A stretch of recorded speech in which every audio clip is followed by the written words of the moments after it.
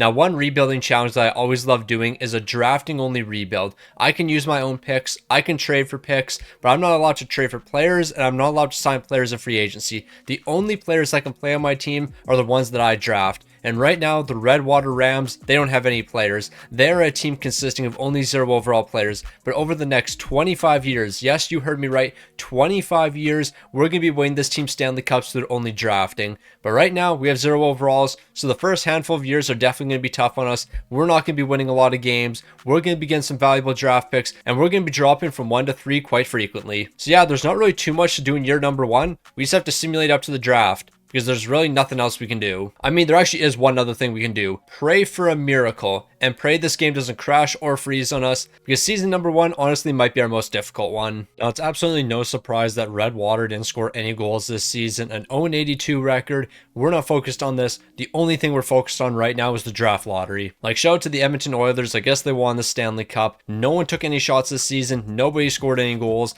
We actually can't even look at the player stats on this team because every player's contract expired, and now we just called up our AHL players, and yeah, we don't care about what they did, but we're going to simulate to the draft lottery. With the first overall pick, the Boston Bruins are going to be selecting, because we're dropping from 1 to 3, and absolutely nobody's surprised about that. If you expected us to drop from 1 to 3, then subscribe to the channel. Based on that alone, we should gain about 1,000 new subscribers today, because everyone knew we were dropping from 1 to 3. It's just a given fact. Now, this is going to really suck if there's a franchise potential player projected number 1, but I don't think there will be. Yeah, that's tough. That is very, very tough. But we're going to make a play here because I actually have a very good idea. So we're going to trade the 3rd overall pick, and we're going to trade our 2nd round pick as well. I don't think that's going to be enough to move up to the 1st overall pick, but I really hope it is. Now, they're going to be rejecting that deal. I'll give you a future 2nd rounder as well. We're going to send this package over to Boston. Please say yes. We fleeced. We fleeced Boston because we got a franchise potential player, but I'm not sure if we're actually going to hold on to this player, because if I'm keeping it $150, we could trade this man and get like 8 million draft picks for him. And honestly, that could be the move. Now, what we're going to do with our medium franchise potential player is I'm going to trade him over to the Vancouver Canucks, and you're going to give me your next 5 years of 1st round picks. Your 2026, 2027, 2028, 2029, and 2030 1st round pick for the one franchise potential player. Now, truthfully, we probably could have gotten more, but that's actually the best package we can get because we can only trade for draft picks. Now, when it comes to the 4th overall pick, there is one player I'm interested in, and that player is still on the board. So who are we going to bring to the team? Well, that's going to be Stenberg. Stenberg's going to be joining the team. An amazing pickup for us. Now, when it comes to the rest of the draft here, we could be in a little bit of trouble. Donald Sharp, I'm really hoping you have low elite potential. It looks like you're going to have low top 6. I guess that's not the end of the world. I do want to mention, though, all these players that we're drafting right now, none of them are making the jump next season. None of them are actually going to be joining our team because I don't want these guys playing alongside 0 overall players. I don't want to bring them to the team until we can roster a full NHL team, or at least a full team of prospects. Also, I'm taking a lot of flyers on these guys, hoping for medium league potential players, but instead we're getting medium top 9. But you know what? That's not the end of the world, because next season we're going to suck. And then the year after that, we're going to suck again. And then guess what we're going to do the year after that? We are going to suck again. This team is going to be very bad for 4 to 5 more years. But what does that mean we're going to be walking away with? We're going to be walking away with a lot of medium league potential players and maybe even another medium franchise potential player. You never know what's going to be happening.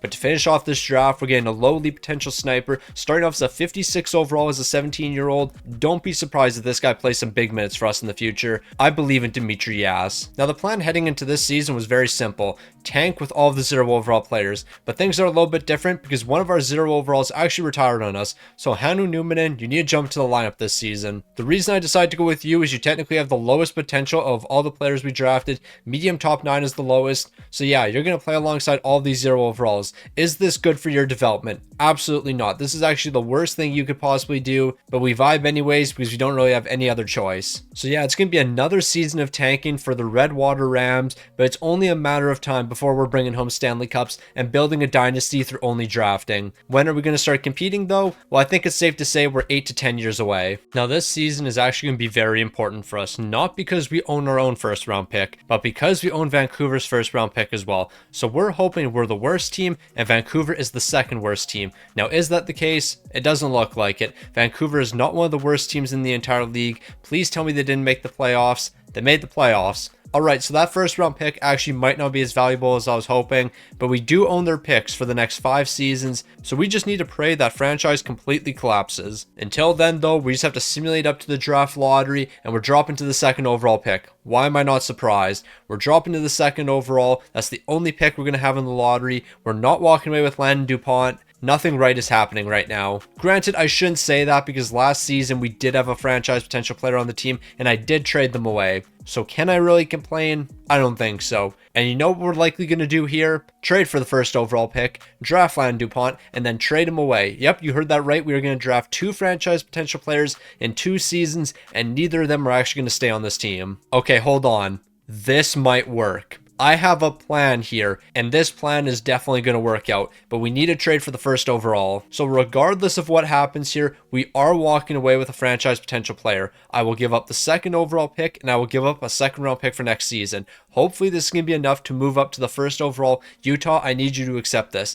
I don't want to give up Vancouver's pick. I'll give you the 67th overall. Please tell me this is enough. Okay, this is perfect. Now with the first overall pick, we're going to draft Landon Dupont. Now this might seem crazy, but there is a method in the madness. Landon Dupont, welcome to the team. Now we're going to trade Landon Dupont over to Utah. And because Landon Dupont has maxed out trade value, we're going to get the second overall pick and then Utah's picks for the next 5 seasons. So we're getting the second overall, your first round pick for 2028, your first round pick for 2029, your first round pick for 2030, and then your first round pick for 2031. So we're going to turn Landon Dupont into 5 first round picks, including the second overall. Utah's accepting that deal. And now with the second overall pick, we're going to bring the medium franchise potential player that we wanted to the team. We're getting a power forward. We're going to build around this man, and we're going to turn him into a superstar. Now, we do have to remember we have another first round pick to work with. That's going to be the 19th overall. Now, I think we just have to keep this one really simple. We go with the medium top 6 potential player. Let's not take any risks here. He's probably the best player available. Now, sometimes you have to go a little bit off the board, so we're going to select this player 20 picks early. It's a lot easier than trading back in the draft. They don't have medium league potential. We should just trade back in the draft and got some more assets. But you know what? You gotta take risks sometimes. Was that a smart risk to take? Absolutely not. Like, that was a very, very stupid draft pick, but we vibe anyways. Now we're gonna go with this guy. Hopefully he has medium top 6 potential, medium bottom 6. Yeah, I have a feeling the rest of this draft is gonna be very, very mid. We're just gonna take high risk, high reward moves here. Like, we're gonna draft this man right here. Very inaccurate scouting, but maybe it's gonna work out for us.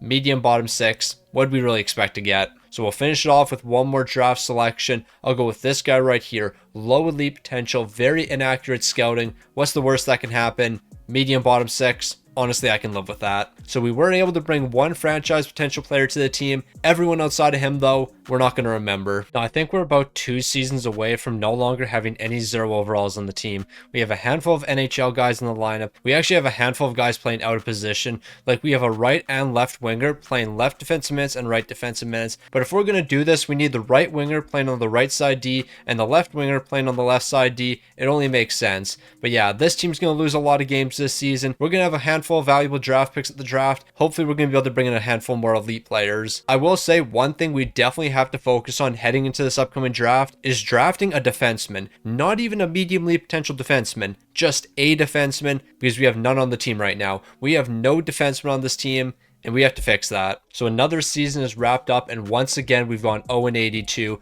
We haven't won a single game yet, but I think that's going to be changing sooner than later because Vancouver was the 3rd worst team in the entire league, and we owned their draft pick. So we're going to be getting another elite pick. We scored 23 goals this season. That's a franchise high, and that is saying something. Utah, I assume you did somewhat good this season, and it looks like you did. I don't know where you guys are. You were the 3rd best team in the entire league, so that pick is not going to be valuable. However, Vancouver's pick definitely will be. The leading scorer on our team had 18 points this season. The leading goal scorer was Donald Sharp. I think he's going to be an elite player for us.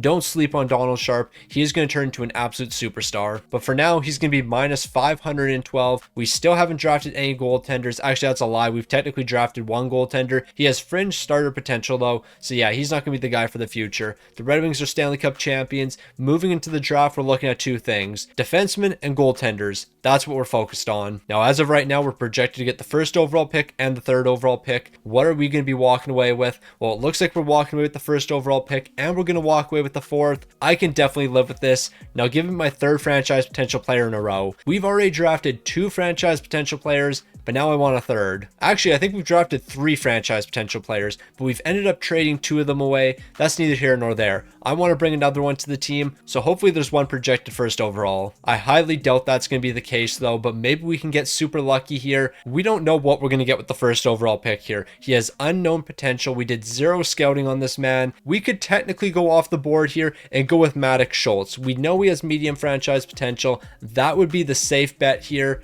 But do I want to take the safe bet? I mean, I guess we could draft him and then trade him away. I don't really know what I want to do here. I think what we're going to do is select this player first overall, and it looks like he's going to have medium league potential. Now we're going to trade for the second overall. Now I really want Maddox Schultz on the team. So what I think we're going to do is I'm going to trade the 4th overall and a future second round pick. We're going to move up 1 pick in the draft to the 3rd overall, and then we should be able to draft him. That's not quite enough, so we have to throw in a 7th round pick, but I'm perfectly fine with that. I'll give you the 7th round pick, which is the 199th overall. We're bringing Maddox Schultz to the team. Another forward. We drafted a forward with the 1st overall pick. We drafted a forward with the 3rd overall pick. Heading into this draft, what were we looking for? Defensemen and goaltenders. We proceed to draft 2 forwards. So yeah, clearly we're off to an amazing start. So I think we have to start going out of our way to bring in defensemen to the team here, but they have to be good defensemen like Greening. Medium top 4 potential. He's somebody I would be interested in bringing to the team, and he's a 72 overall. There we go. He's our new superstar defenseman. Now with the 100th overall pick, we're going slightly off the board so we can draft this lowly potential player. What does this lowly potential player have in common with basically every other player we've drafted so far? Not only are they a forward, but they're also a centerman. I really have to get serious with drafting goaltenders here.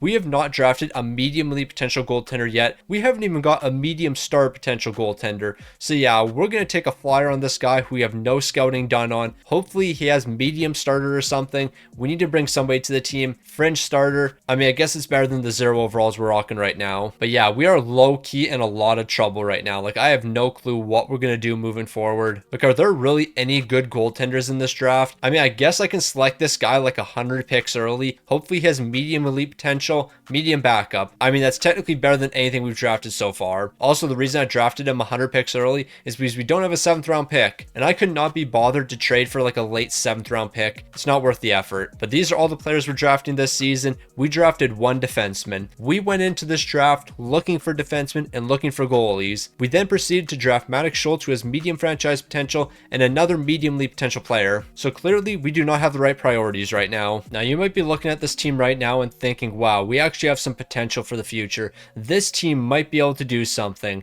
And you would be 1000% wrong, because here is our defense, because we have a 72 overall defenseman, and then the rest of the players here aren't defensemen, except for Richie Cunningham, who is a 0 overall. So we have 4 forwards, 172 overall defenseman, and a 0 overall defenseman. This team is doing a whole lot of nothing this season. We do have these 2 goaltenders in between the pipes, but yeah, I'm not expecting them to do anything. Granted, they are better than 0 overalls. So maybe if we are incredibly lucky, and I mean super lucky, we can win 1 game this season. Anything more than 1 win though isn't realistic in the slightest. Now I have some good news and I have some bad news. Let's start with the bad news. Vancouver was 3rd in the entire league, so that pick's not going to be super valuable. The good news, however, is the Redwater Rams won 4 games this season. We had a 476-2 record. The sky's the limit for this team moving forward. This team is going to do something special moving forward, especially with who we're going to be picking up at the draft. Because I took a quick look at this draft class. We are getting some studs, and I mean a lot of studs. Stenberg's leading the team with 42 points, but he was minus 94. I don't think that really surprises anybody. Truthfully, the plus minus numbers aren't really going to be looking that good, but the scoring numbers, they could be a lot worse considering what we have on this team right now.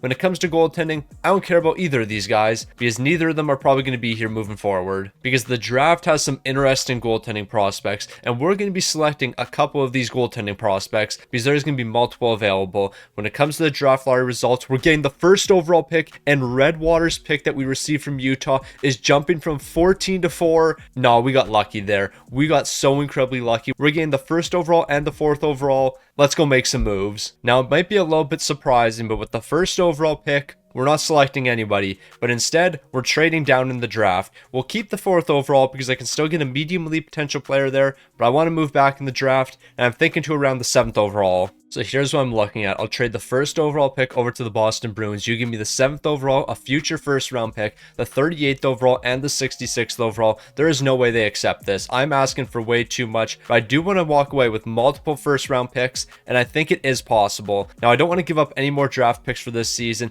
I could give you a future 3rd round pick. Hopefully that's enough to make the difference here. They're saying no. I'll take out the 38th overall. I'll give you the 1st overall for the 7th and a future 1st rounder. We're a little bit off when it comes to value. We're getting this deal done. The lucrative 7th round pick will get this deal done. If not, we'll have to throw in another lucrative 7th rounder, and it looks like that's the case. So 2 7th rounders can be traded away, but we're walking away with the 7th overall and a future 1st round pick. This is a steal. Now, when it comes to the 1st overall pick, this is what Boston's selecting, a medium elite potential playmaker. We already have a lot of playmakers on the team. We didn't need any more. When it comes to the 4th overall pick, we're going to be going with Boris Kavasha, a medium elite potential two-way forward. He's going to be a great player for us. He's probably immediately going to jump to the lineup, but he's not the prospect I'm the most excited about, because with the 7th overall pick, who are we going to be selecting? Well, we're going 2 picks off the board here, so I can draft a high elite potential goaltender. We have our elite goaltender beginning as a 72 overall. He's about to become the best goalie in the league, no doubt in my mind. Now, we might do a lot of drafting this season and then no drafting next season because we're not going to be left with any picks for next season,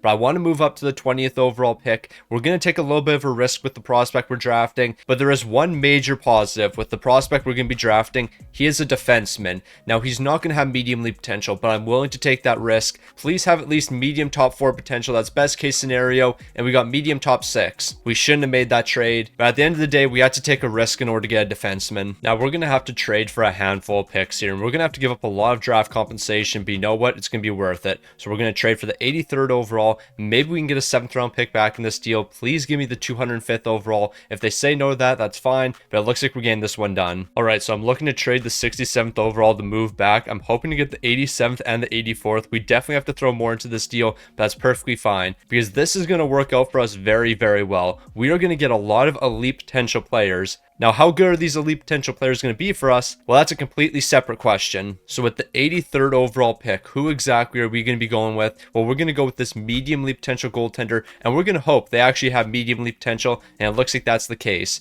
Now, with the 84th overall pick, we're going to go with this low elite potential player, and we're going to hope they actually have low elite potential. That's not the case. Low top 4, though, not the end of the world. Now, we're going to move to the 87th overall pick, and we're going to go slightly off the board here, so we can try to get a medium elite potential right defenseman. Please say he has medium elite potential. It looks like that's the case, so we're getting another amazing prospect, but we're still not done. So now we're going to trade up in the draft so we can get the 91st overall pick from the Minnesota Wild. They feel guilty saying yes. You shouldn't feel guilty, because after this selection, our goaltending problems are over. We're never going to have to worry about a goaltender again because we have so many medium elite potential goaltenders in the system. There's nothing to worry about. The defense on this team is still incredibly bad, but we have goalies now, and that's going to help a ton. Now, this is the first time we actually have to pay attention to the re-sign phase because we have to bring one player back to the team. Hannu Numminen is going to be returning for $1.3 million for the next 2 seasons. Welcome back. Also, we ended up picking up this player because they had to play in the AHL because I guess we didn't have enough players under contract. But yeah, that doesn't matter. He didn't play a single game for the franchise. That's all we have to know. Also, I guess I will say, I'm not going to sign any of our goaltenders this season because I don't want them playing with this 0 overall team. I guess we're technically not a 0 overall team anymore, but they would have significantly better progression if they don't play with us this season. So yeah, more than likely they'll be signed next season, and then that's when we'll be taking over the NHL. Now, it turns out there's actually a couple players we do have to give extensions to. I didn't realize there was this many players on our team that needed extensions, but luckily they're going to be signing 2-way contracts. So yeah, this isn't going to hurt us. I mean, I'm not overly surprised these guys are willing to accept 2-way contracts. If they look for anything more than 2-way contracts, well, they would be bugging because all these guys are only worth about $950K. Now, the team is just about complete. We finally have a completed forward core. There is no 0 overalls in the forward core anymore. When it comes to the defense, technically there's no 0 overalls. However, we do have 2 forwards playing defensive minutes, but we don't have any other options. And then when it comes to goaltending, yeah, we're going to rock these scrubs again this season. I'm still not expecting anything from them. Medium fringe start potential, medium backup potential. You guys aren't our goaltenders for the future. We just drafted 3 superstars last season, and all of them are going to be taken over. Now, ideally, heading into next season, we're we're no longer the worst team in the entire league.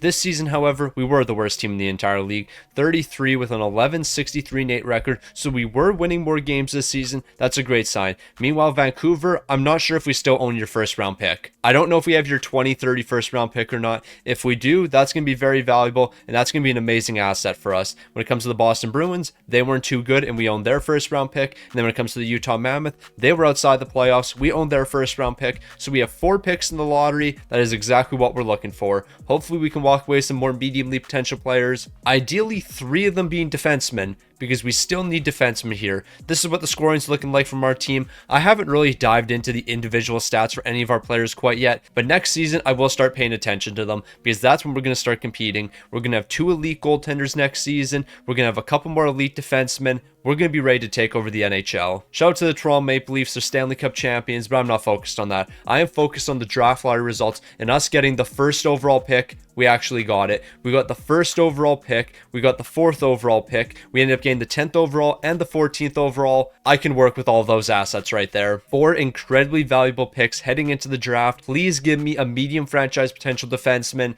And if you do that, well, we'll build a dynasty. So we're going to move into the draft. And with the first overall pick, the Redwater Rams are going to be selecting a medium franchise potential playmaker.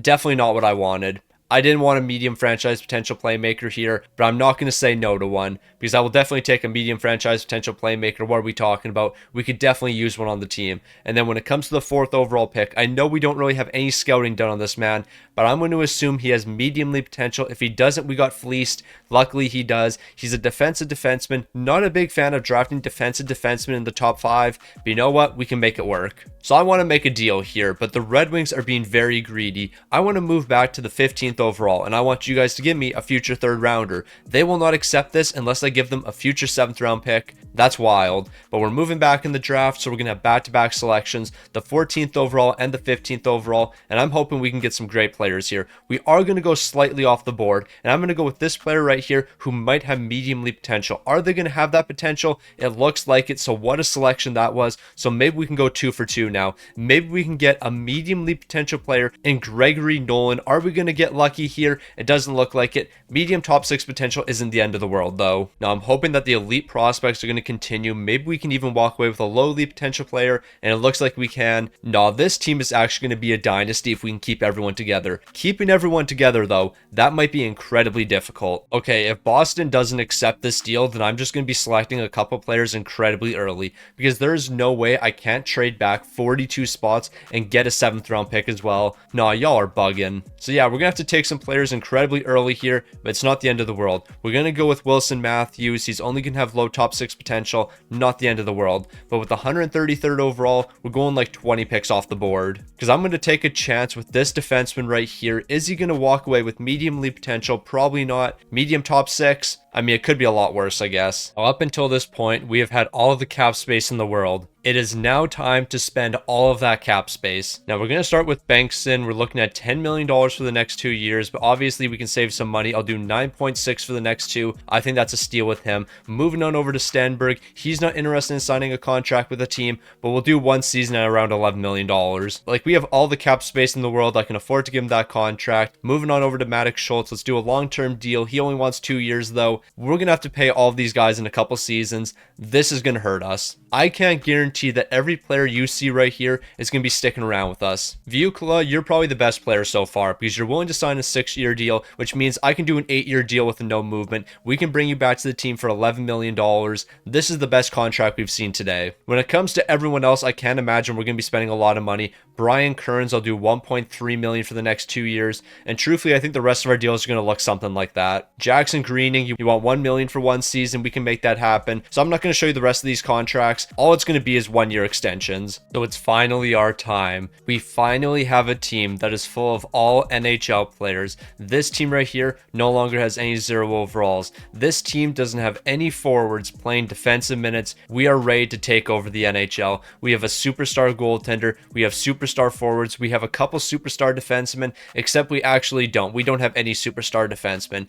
And low-key, don't be surprised if we start trading some of our forwards away in order to get some superstar defensemen, because I don't know how much I can trust these guys. Like, we don't have any superstar defensemen here, and right now we have a surplus of playmakers on the team. So Stenberg, you're a great player, and I think you could be a superstar for us in the future. But where do you actually fit with us now that we have Jonas Balfour, a medium franchise potential playmaker? Don't be surprised if Stenberg gets traded eventually. I don't know if he holds a spot on our team anymore, because we have Maddox Schultz, we have Balfour, we have two elite playmakers. Do we need an extra playmaker in Stenberg? I'm not too sure. So this is where things are going to get difficult. We're going to have to start trading superstars away for players of need. We need defensemen. We could use a couple more snipers or power forwards on the team. So even though a guy like Stenberg is absolutely elite and he could be a game changer for us, he doesn't fit the lineup. He doesn't fit the timeline. Sometimes you have to make difficult decisions. Now, big things were expected from the Redwater Rams this season. However, they didn't really live up to expectations, but they sort of did. Because at the end of the day, did we really expect this team to win a Stanley Cup? Absolutely not.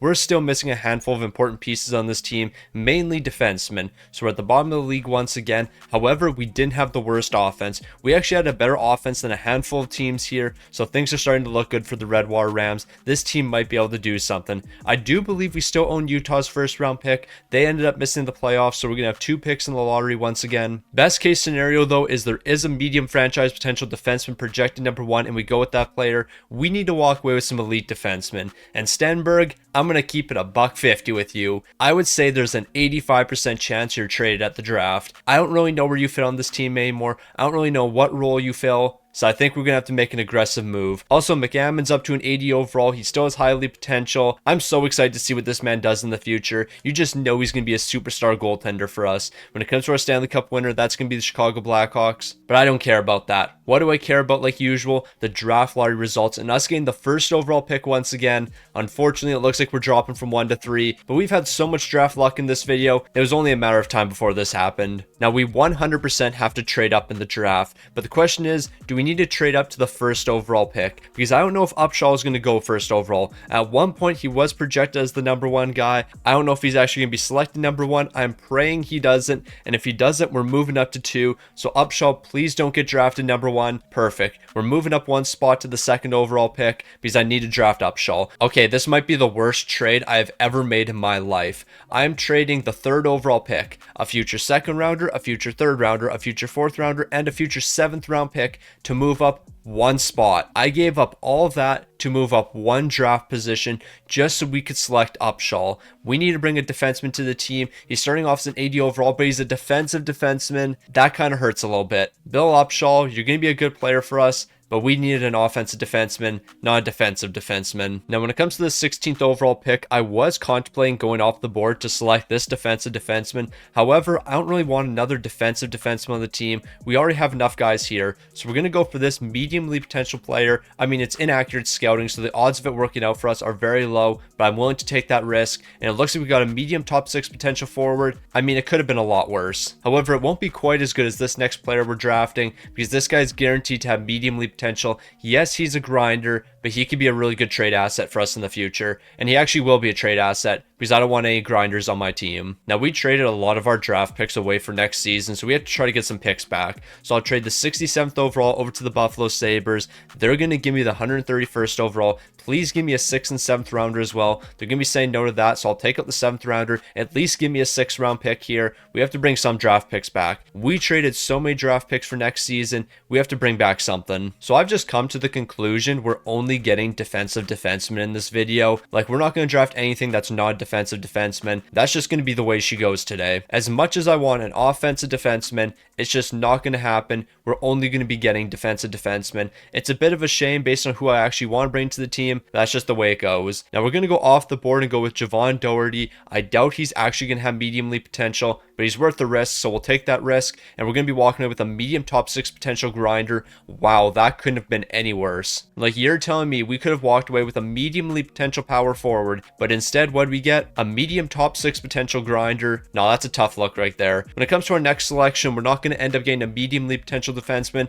but at least it's not a defensive defenseman. We celebrate those around here. Anything that's not a medium elite potential defenseman, I will celebrate. I'm not going this far off the board. This is ridiculously far off the board. Bro is projected 800th overall, but he might have medium elite potential. No, that's a straight up lie. I'll go for this player right here who might have low elite potential. He's going to end up having low top 9. I mean, it could have been a lot worse. I also just realized we don't have a 7th round pick, so we're actually going to trade this prospect and go for somebody else. Because as we all saw, there was a gem available later in the draft. He was projected somewhere in the 7th round. I'm going to trade for the first pick in the 7th round, and then we'll select Arvidsson. So I'm going to send this low top 9 potential player over to Detroit. I'm hoping to get the 199th overall. They're going to be saying no. I'll give you another player that doesn't really have a ton of value. I'll give you this low top 6 potential player right here. Hopefully these two guys are enough for a 7th round pick, and it looks like they are. So as I said, we're going to go with that lowly potential gem, and what makes this guy even better is he is a defenseman. Please be an offensive defenseman, a two-way defenseman, starting off as a 49 overall. Considering the two guys we gave up in order to get this draft pick, in order to select Arvidsson, I think it worked out. Now, during the offseason, we really didn't have to do too much. There were no players we had to re-sign, but now we have to give out some big extensions. Kavasha looking for the biggest one right now.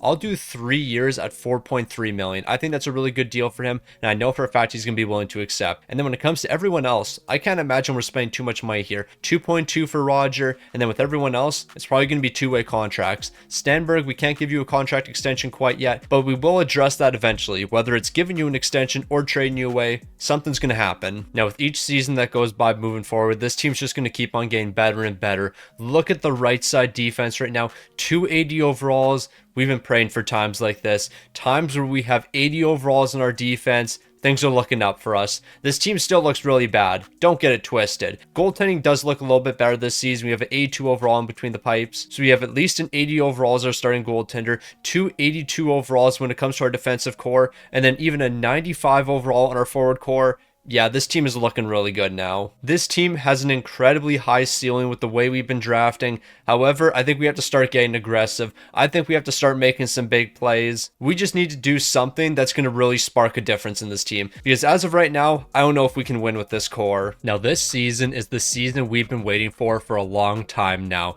The Redwater Rams are no longer the worst team in the entire league. We finished with a 40-38-4 record. We scored 3.18 goals per game, allowed 3.3, so we're still not good defensively, but that's about to change because we're going to make some big moves at the draft. There are some fantastic players available, and we're going to capitalize on that. Bengtson's going to lead the team this season, 45 goals and 50 assists for 95 points. Maddox Schultz looked amazing as well. He's picking up 90 points. Vukola is going to be picking up 81, Kavasha 61, Stenberg 59, and Stenberg, I'm going to keep it a $150 with you. You are definitely being traded at the draft because we have to make some aggressive moves here. And when I say aggressive, they're not really that aggressive because we're definitely coming out on top in the trades. The Dallas Stars are going to be falling to the Montreal Canadiens in the Stanley Cup final, but what we're going to cook up at the draft is going to be something special. So we're going to simulate up to the draft. I don't think we own anyone else's pick at this time. The Redwater Rams are going to be receiving the 12th overall, but we're going to be moving up to the number 1 overall pick, and we're taking that pick away from St. Louis. Now, best case scenario is I can just trade Stenberg away for the 1st overall pick. We need the 1st overall pick, and I believe we also need the 2nd overall. So this is going to sound a lot easier than what it actually is, because there are two prospects I 1000% want to walk away with. This medium franchise potential power forward and this medium league potential offensive defenseman.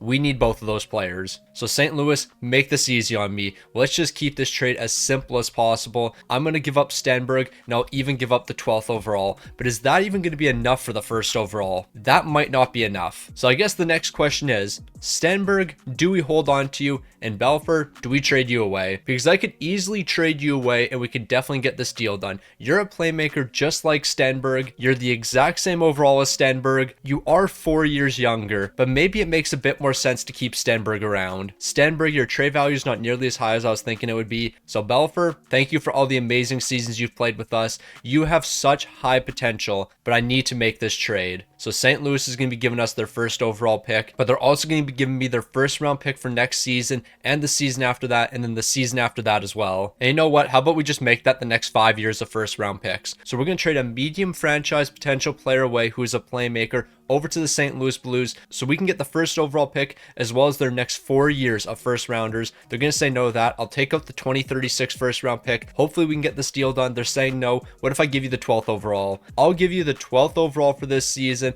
I think this trade is more than fair. They're going to be saying no. I guess I'll take out the 2035 1st round pick. I do want to walk away with the 1st overall. St. Louis is making this incredibly difficult, but you know what? That's just the way she goes. We will eventually get this deal done. I don't know what it's going to take to get this deal done, but I don't want to give up too much more than this. Like, truthfully, we're kind of getting fleeced right here. We need to add a little bit more. Nah, y'all are wildin'. Here is a future 7th round pick so we can get the 1st overall and 2 future 1st round picks from St. Louis. Nah, y'all are going crazy. I'll give you these 2 picks right here. Please accept this deal. We gave up too much. I know we gave up too much, but that's what we had to do. So now we're going to move over to Winnipeg, because we need to make a trade with them as well, because we need to walk away with the 2nd overall pick. So I will give you St. Louis's 1st rounder and our 1st round pick for next season if you give me the 2nd overall. They're saying no to that. That's perfectly fine. I have assets I can give up, and that includes players. So how about I give up Doherty? He's 21 years old. He has medium league potential. He's not going to live up to the hype as he's only a 69 overall right now. Please say yes, Winnipeg. What more do I have to give you? I am giving you more than enough in this deal. I am throwing you the biggest bag imaginable. Just say yes. So we trade for the 1st overall and we trade for the 2nd overall. Clayton Wang, welcome to the team. You're going to be a superstar for us. And then when it comes to the 2nd overall pick, Bobby Robertson, welcome to the team, an offensive defenseman we've been looking for, and he plays on the left side as well. We got our superstars. This team is ready now. I guess we do have one more pick in the draft, so how about we go off the board? We'll go for this medium elite potential goaltender. Is it going to work out for us? Of course it isn't, but medium starter isn't the worst thing in the world. Now, I hadn't given Stenberg an extension, and now that he knows we're desperate, he's going to be looking for a lot of money. $12 million for the next 2 seasons. You're hurting me, Stenberg. You're really hurting me here, but we'll get something done. I'll do $12 million for the next 2 seasons. He's going to be sticking around. Greening's also going to be sticking around, and I wouldn't mind doing a long-term deal with him. So how about we do 8 years at like $3.5 million? I think that would be a very good deal. We actually might not have to do 3.5 though. I think $3 million is enough to get this done. But what if I gave you a modified no trade? Like, what if we did something like this and we can save some extra money? Like Greening, I think you can be a really good second pairing defenseman for us, and I think this deal right here is incredible. $2.8 million for the next 8 seasons. That's an absolute steal for us. We have to save money somewhere, and that's the perfect contract to save money with. Now, last time we handed out a lot of big extensions. A lot of the players only signed for 2 seasons. Now they're all coming back and they all want to be paid now, but we can make this work. Bengtson's looking for 3 seasons. I'm hoping we can get this down to around $15 million. I think that would be a decent enough deal for him, and I think that's what we're going to do. I'm not going to give him a no movement in that final season, just in case bro turns around and says, I want $18 billion. And then if we're forced to trade him away, well, then we'll trade him away. Maddox Schultz, he wants $17 million for the next 5. If we're doing this, I want to give you an 8-year deal with a no movement just so we can keep you around for as long as possible. Like, if you want to get unreasonable, we can get unreasonable. I'll do $19 million for the next 8 seasons. This is a stupid deal. Don't make deals like this. I don't even remember who this defenseman is, but he wants $7 million. I guess we'll give it to him. Like, seriously, I really don't remember who bro is. Wes Bobulev, I guess we're going to give you 6.8 for the next 4 years. Show to bro. Dmitry Yass, I'll do 2.3 for the next 2 seasons, and then with everyone else, it's gonna be really cheap deals. I guess there is one other big time deal we have to get done. McAmmond, I need to bring you back to the team, and I don't know if we can do an 8-year deal with you. If we did 8 years, we're talking $12 million. That's actually not wild, because if I give you a no movement, we could probably do that. Because we have to remember, bro has high elite potential. Like, he is a superstar in the making. We can probably get this deal done. I'll do $12.5 million for the next 8 seasons. I don't think 12.5 is quite enough, so I'll up that to $13 million for the next 8 seasons. Hopefully he's going to be willing to accept that. I doubt he is, but we're kind of praying for a miracle. Vestorani, I'll give you $850K for the next 2 seasons. You might be our backup goaltender next season. I'm not really 100% sure. But now that we've handed out as many extensions as possible, let's move on to next season. Now, we took a swing with McAmmond, and it looks like it worked out. He's going to be signing for the next 8 seasons. Yes, it was very expensive, but he's a superstar in the making, and superstars have to get paid. Now, I think there's actually a possibility this team makes the playoffs. We have an amazing top 6. The bottom 9 has seen better days, but this is also the best it's ever been. When it comes to the defense, we finally have an offensive defenseman. Bobby Robertson has to be the guy. He has to pick up a ton of points for us.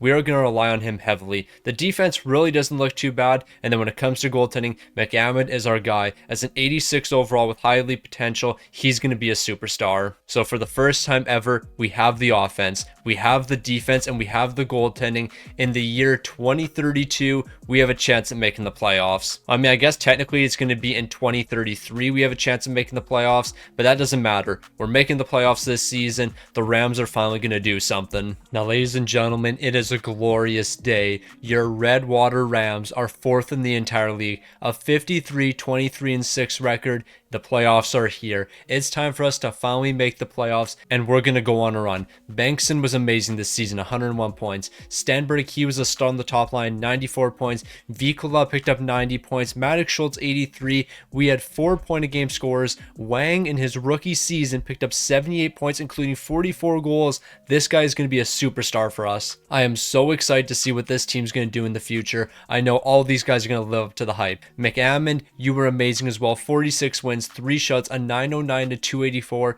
It's time for the postseason to begin. We're taking on the Minnesota Wild, our first ever appearance in the playoffs. How about we just become a one and done franchise? We win a Stanley Cup and then end the video here. Now, obviously that's not going to happen because this is a 25-year rebuild, but how about we win a Stanley Cup in our very first postseason appearance? I can't think of a single person that would have an issue with that. We've already won the first 3 games. Can we make it the first 4? A sweep in our very first postseason series would have gone crazy. Now, whatever you do, do not blow a 3-0 series lead. We cannot blow a 3-0 series lead right now. We can't do that. Luckily, we don't have to worry about it. We're moving on to the second round. We're 4-2 so far in the postseason. We're off to an amazing start, but we need that start to continue. We now have the San Jose Sharks up next. I'm not too sure if San Jose can compete with us, but that being said, we do have one of the worst defenses in the league still. Our defense is not good, but our offense is the best in the entire league, and that's going to lead us into the conference finals. The Redwater Rams, 8-3 so far in the playoffs.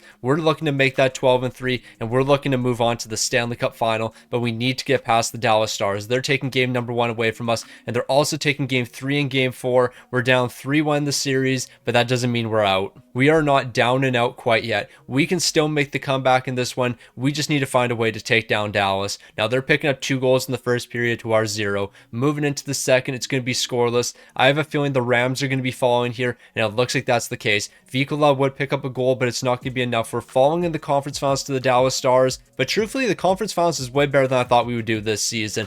I didn't expect this team to be top 5 in the NHL. We went from not making the playoffs to being top 5. Expectations are through the roof for next season. 55 wins or bust. So after falling to the Dallas Stars, they would go on to win the Stanley Cup, taking down the Buffalo Sabres in 7 games. So we were actually pretty close to winning a Stanley Cup. Stenberg, 17 points. Bengtson's picking up 15. Maddox Schultz, 14. Wang's picking up 14. The team looked pretty solid here. We do need to work on the bottom 6, but truthfully, I think that's solely on development. All we have to do is let our young guys develop, and then our bottom 6 will be perfectly fine. The Redwater Rams were looking pretty solid this season. We made all the way to the conference finals. However, it just wasn't enough. I do believe there's a couple guys we have to give extensions to. Maybe I'm bugging, and I think I am bugging. We already gave everyone an extension. Okay, we have to have a conversation about Kavasha. He's an amazing player, 90 overall, medium franchise potential. However, he's not necessarily the greatest playmaker in the world, and he's not necessarily the greatest scorer in the world. Yes, he's pretty solid defensively, but I think we can get an upgrade here. So Kavasha, I'm actually looking to trade you, but I already know which team we're trading you to. We're going to move over to the New Jersey Devils. In New Jersey, I'm going to give you Kavasha. However, you have to give me something pretty valuable. And what exactly is that? The first overall pick. And your first round pick for next season, and your first round pick for the year after that. You have to give me 3 years. Actually, we're going 5 years of first round picks. I want to get as many first rounders as I can from the New Jersey Devils. Kavasha is that man, an absolute superstar. Yes, he is a stick on the ice legend. I mean, not this Kavasha, a different Kavasha, but the point still stands. We're trading him because I know we can get something better. 3 future firsts on top of the first overall. I'm really hoping we can. They're saying no, I'll take another first rounder out. I feel like we're getting fleeced in this deal. No, this isn't right. I feel like I'm giving up way too much. But you know what? Considering who we're going to be getting with the first overall pick, I think this deal is actually pretty good. So I'll give up our first round pick for next season. Hopefully that's going to be enough to get this deal done. They're still saying no. How about Kavasha for the first overall and a future first round pick? New Jersey's going to be saying yes. Now that deal might seem bad at face value, but I don't think you guys understand who we're getting with the first overall. Curtis Richards, medium franchise potential. He's a sniper as well, and we could use another sniper on the team, so I feel like this trade makes a lot of sense.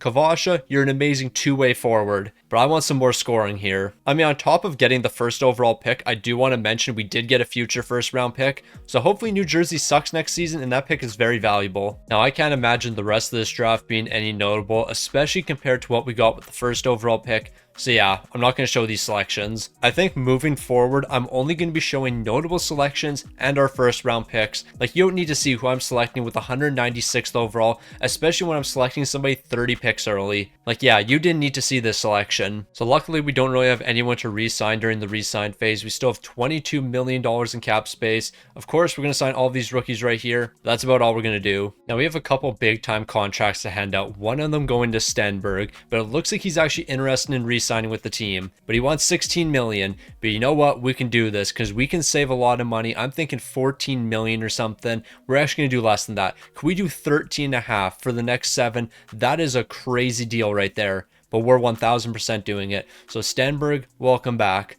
Upshaw, you're one of our elite defensemen. I'm locking you down for 8 years. You're getting a no movement. I'll do 7.3 million for the next 8 seasons. We got to save money somewhere. And then with everyone else, we're saving as much money as we can. I need these guys signing for like $2.8 million.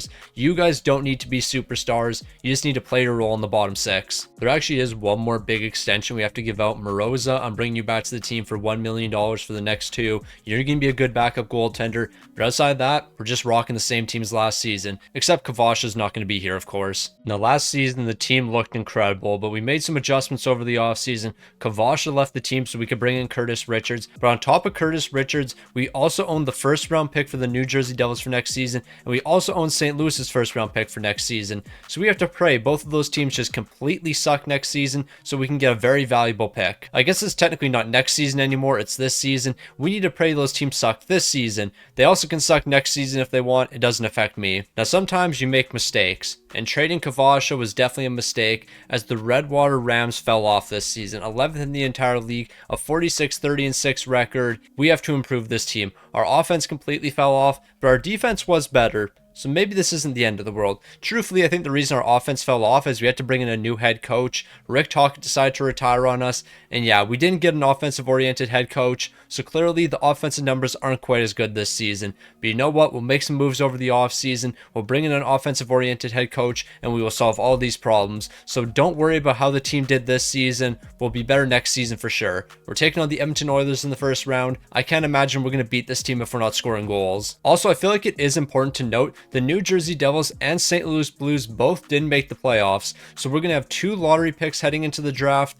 That's not too bad considering we were 11th in the entire league, but we've already lost 3 games in a row. We're about to get swept. We're bringing in a new head coach next season. We're making changes. If Rick Tocchet just didn't retire on us, we'd be looking at a Stanley Cup this season. But things changed over the offseason, and they didn't change for the better. So the Minnesota Wild are going to go on to win the Stanley Cup, taking down the Montreal Canadiens. We will be back. I am not concerned in the slightest. We'll be back next season. We're going to get a new head coach that's going to solve all of our problems. This season was basically a wash. It doesn't count in my eyes. Now, we have to remember we have 2 picks in the lottery to pay attention to. One of them is going to turn to the 10th overall. The other is going to turn to the 15th overall. So we should be able to walk away with 2 decent young players. Are they going to help our team next season? Probably not, but we're definitely going to be bringing some good young talent to the team. All right, so I actually want to move up from the 10th overall up to the 8th overall, but I think the only way we can do that is if we include the 22nd overall. But I think giving up the 22nd overall is definitely worth that jump. So we're moving up to the 8th overall pick, and because of that, we're walking away with a medium league potential player. Now, what overall is this medium league potential player going to be? I have no clue,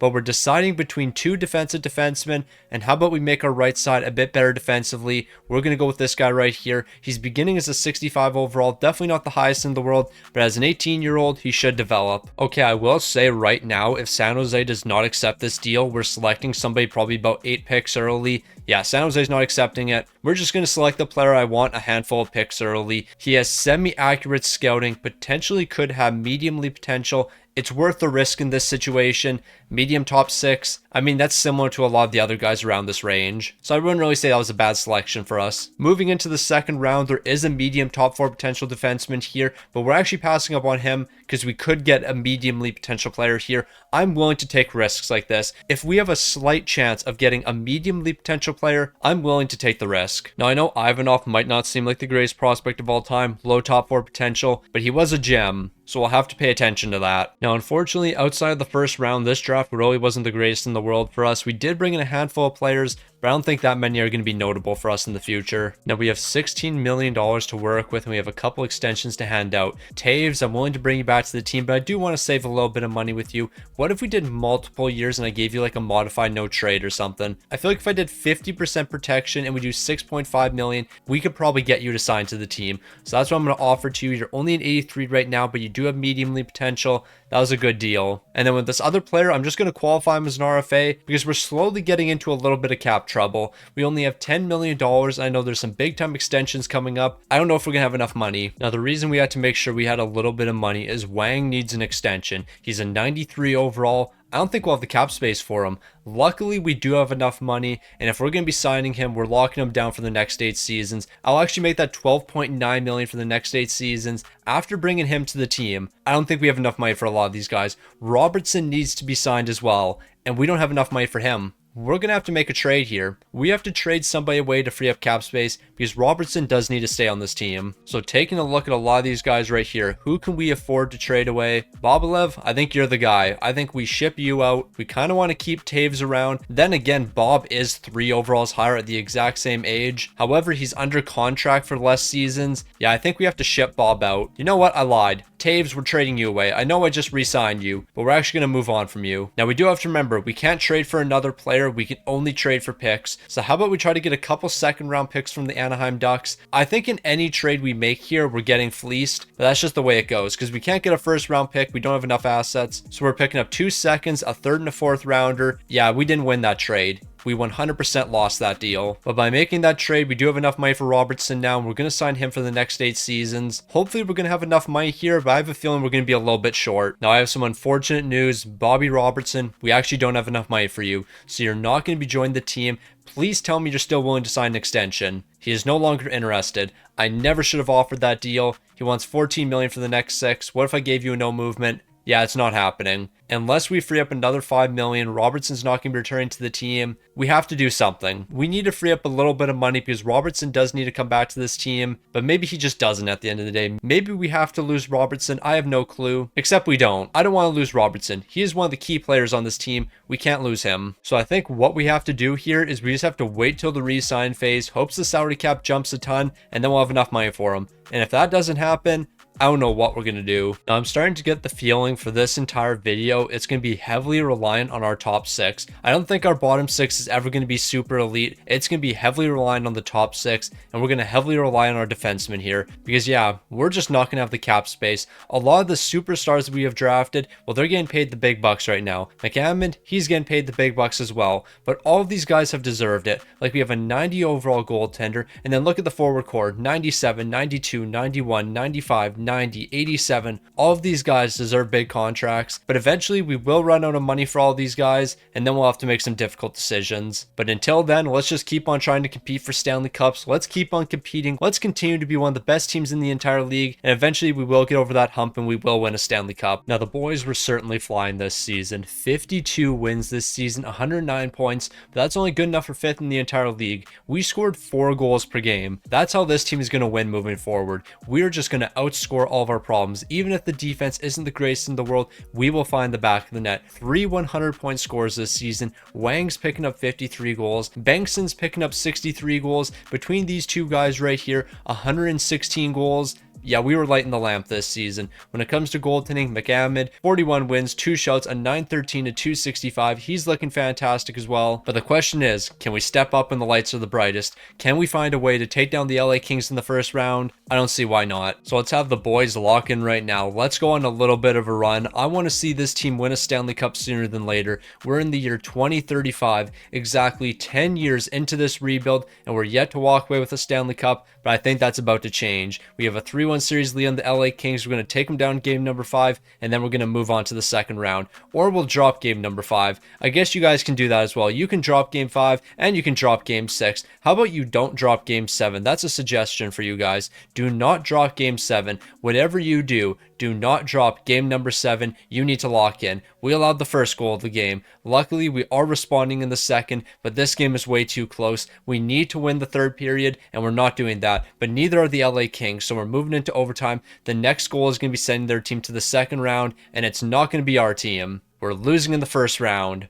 I hate this. Now, last season, I came up with a couple excuses when we lost in the first round. We didn't have a head coach, but this season we did. We had Marty St. Louis as our head coach, an A-plus head coach, and that still wasn't enough. These boys right here blew a 3-1 series lead. There's no defending that. You choked when the lights were the brightest. Now we are going to go take a quick look at extensions. Robertson, I'm really hoping we can get something done. You're up to an 89 overall. I know you're not interested. You want 16 million. I can't do that. I just can't do 16 million with you. So we're losing our lone offensive defenseman. This is going to hurt a lot. Now, the more I've sat down and thought about things here, Robertson, you need to come back to the team. We cannot afford to lose our only offensive defenseman. That means next season, we would only have defensive defensemen. We can't allow that to happen. So we're going to make this deal with the Seattle Kraken. I will get the 3rd overall pick. We need to bring in the 3rd overall pick. We need to free up cap space here. Whatever happens, we cannot be losing Robertson.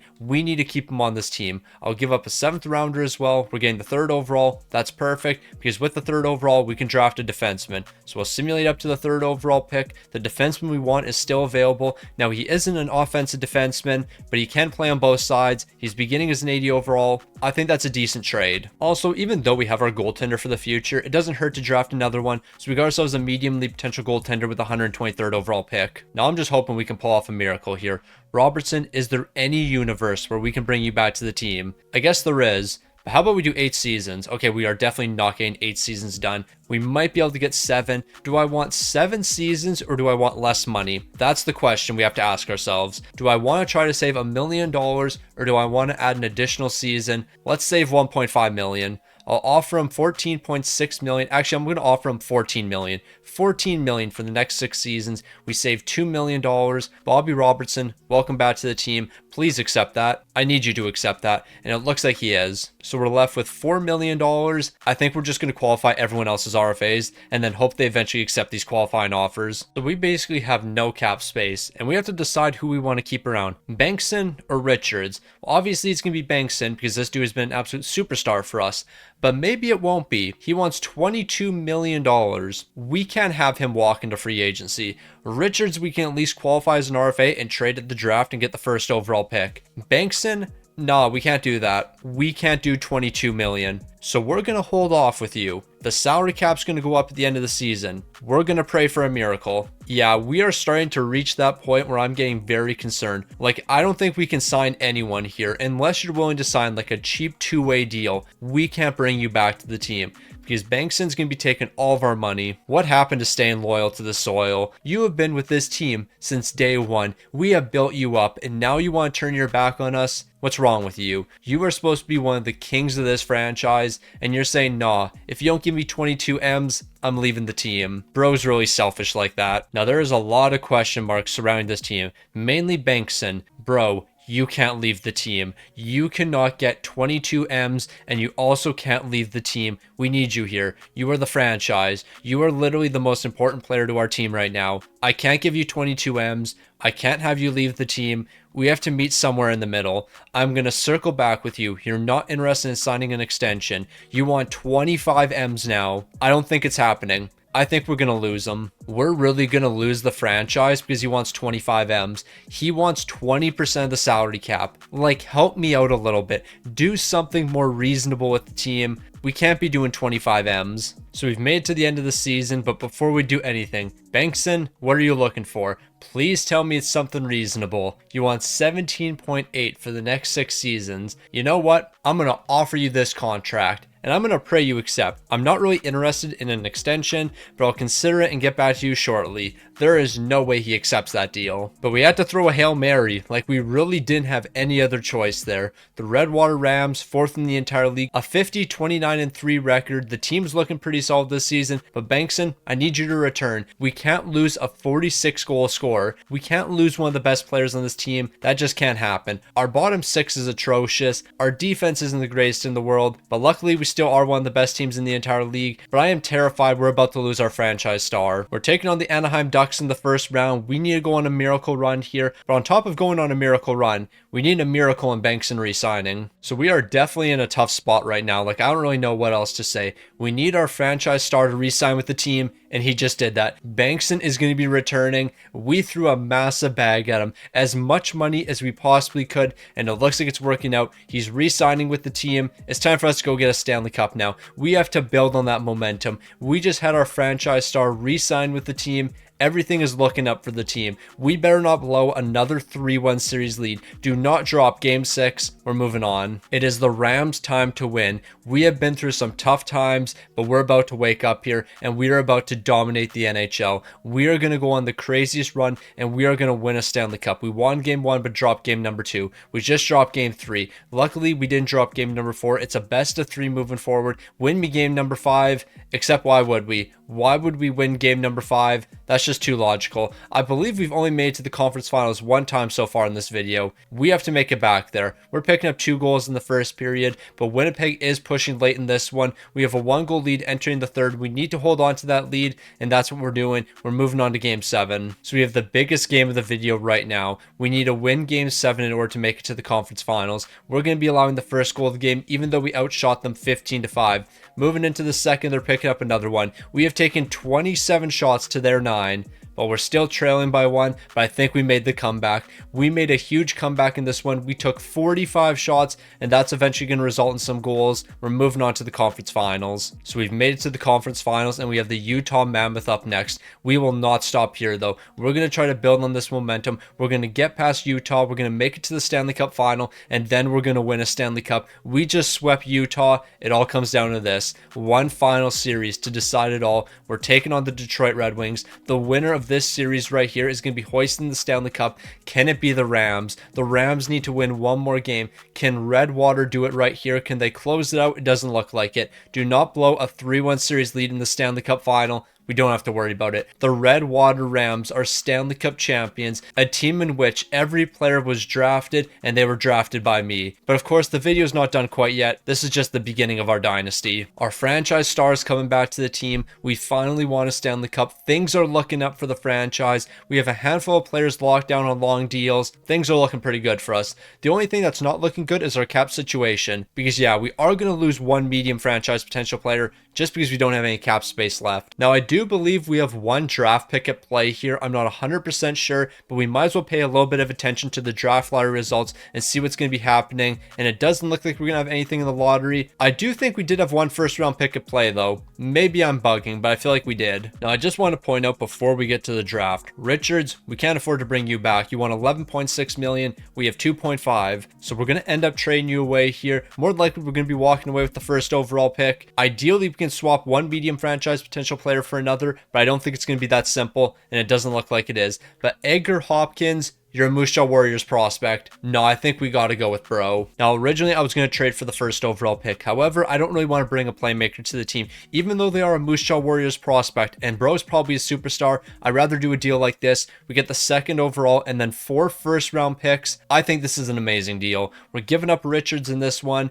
We had to give him up because we couldn't re-sign him, so it makes sense. And then what we're going to do is 210's going to be brought to the team, a medium league potential sniper. Bro's immediately jumping into the lineup, and he's going to be a huge player for us. Alright, so I think I'm cooking something up here. The 33rd overall and the 66th overall over to the Philadelphia Flyers. They give me their first round pick for next season. Right now, the draft is looking pretty buns for the rest of the year. So how about we just acquire a bunch of future first round picks and then pray these franchises completely collapse. Now, of course, we're not done with the trades yet. Now we're picking up a first round pick from the Dallas Stars. I think that's another amazing deal for us. Now we're going to try to make one more trade here. I'm hoping we can walk away with Toronto's first round pick for next season. I'm offering this package over and Toronto was accepting immediately. So we're going to have like 5 first round picks at play next season. We have St. Louis's, we have Toronto's, we have Dallas's, we have Philly's, and then we have ours. Ideally, one of these 4 teams completely collapses, and then we're walking away with the top 5 pick. So we have ourselves $4.7 million in cap space. Now, what exactly can we do with that? A whole lot of nothing. So yeah, we're qualifying RFAs or signing them to very cheap deals, but nobody wants to sign a cheap deal. So yeah, if you thought our bottom 6 was bad last season, it's going to be worse this upcoming year. We will bring back Wilson Matthews at $1.8 million though. That's probably the best deal we're going to be seeing. Alright, so for like the first time in a long time, we don't have to worry about extensions right now. We qualified a handful of RFAs. Best case scenario, those guys come back to the team, but there's nothing else for us to do. I mean, Festorini does need a contract extension. I don't know how much he could be looking for, but 1.7 isn't terrible. I'll do 1.6 for one season, and then he can be our backup again next season. Now, last season, the Redwater Rams ended up winning the Stanley Cup, but we ended up losing one of our medium franchise potential players, but that's just the way things go. The bottom 6 on this team is definitely in a tough spot, but that's just the way it's going to be for a majority of this video. As long as we have a handful of superstar players that can carry our team, we'll continue to be alright. McAmmon, you won a Stanley Cup last season, you now have low franchise potential. If we can get you up to a 92 overall, I think we can build the dynasty. But what am I talking about? As long as Bro stays above an 87 overall, we can build the dynasty. We don't need a 92 overall goaltender to build the dynasty. I've been able to build a dynasty with an 85 overall goaltender before, so every overall higher than that, well, it just makes things a little bit easier. Now, I think winning a Stanley Cup is actually the second most difficult thing to do in today's video. I think winning the President's Trophy is going to be the most difficult, because we have to understand very rarely are we ever going to have a good bottom 6. This team's just not going to be able to afford to have a bottom 6, so we're going to be running like 70 overalls on our bottom 6. Luckily though, we do have the greatest top 6 in the world, and our top 6 is scoring a lot. We are seeing a lot of success with those guys, so who cares if the bottom 6 can't score? Our top 6 can, and they'll make up the difference. So we're looking to run it back this season. We have the Dallas Stars in the first round. We want to repeat. Is it going to be possible? Of course it is, because we're the Redwater Rams and we show up when it matters. I say that like this team shows up all the time. We have won one Stanley Cup. 90% of the time, this team folds when it matters most. But luckily, we're not doing that so far. We've won 2 games, make that 3 games. Can we take down the Dallas Stars in 5 games and move on to the second round? That's the best case scenario, but instead, we're likely blowing a 3-1 series lead, because why wouldn't we blow a 3-1 series lead? Luckily, we're winning game 6, so we don't have to worry about it. So we've moved on to the second round, and now we have the Vegas Golden Knights up next.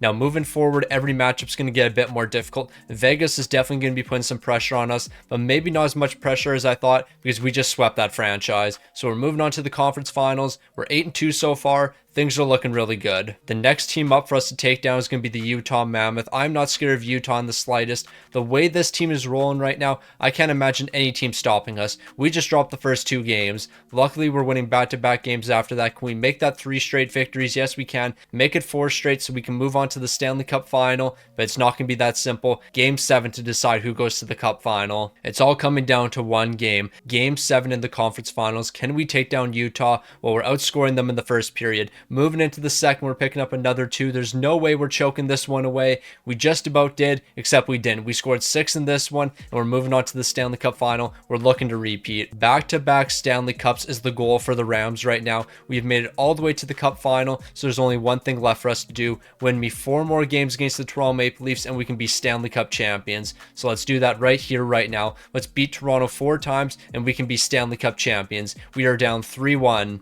You know what? If we can blow a 3-1 series lead, we can make a 3-1 series comeback. Does that logic make any sense? Absolutely not, but we're here for it. We're picking up 2 goals in the first period. We are completely collapsing in the second period. Unless we make a crazy comeback, we're dropping this one, but we're making that comeback. It's a tie game entering overtime. Can we pick up the final goal? It doesn't look like it. We're going to be falling in game 5 of the Stanley Cup final with dreams of completing a repeat. We ended up falling. You just hate to see it. But you know what? This isn't the end of the world at the end of the day, because next season, the Rams will be better, because we have a handful of first round picks at play. And even though 90% of them aren't super valuable, anything between 15 to 25 is going to give us a good young player who's going to develop for us. And then those guys will eventually play some bottom 6 minutes. We have our entire top 6 locked down. We have our defense locked down. We have our goaltending. Right now, all we need is depth players. And that's what we're going to get in the 15 to 25 range. We're going to find those depth players, and in a matter of 2 or 3 seasons, they're going to be joining the team, and they're going to be some big time performers for us. Now, I do think we have a couple of picks at play when it comes to the draft lottery.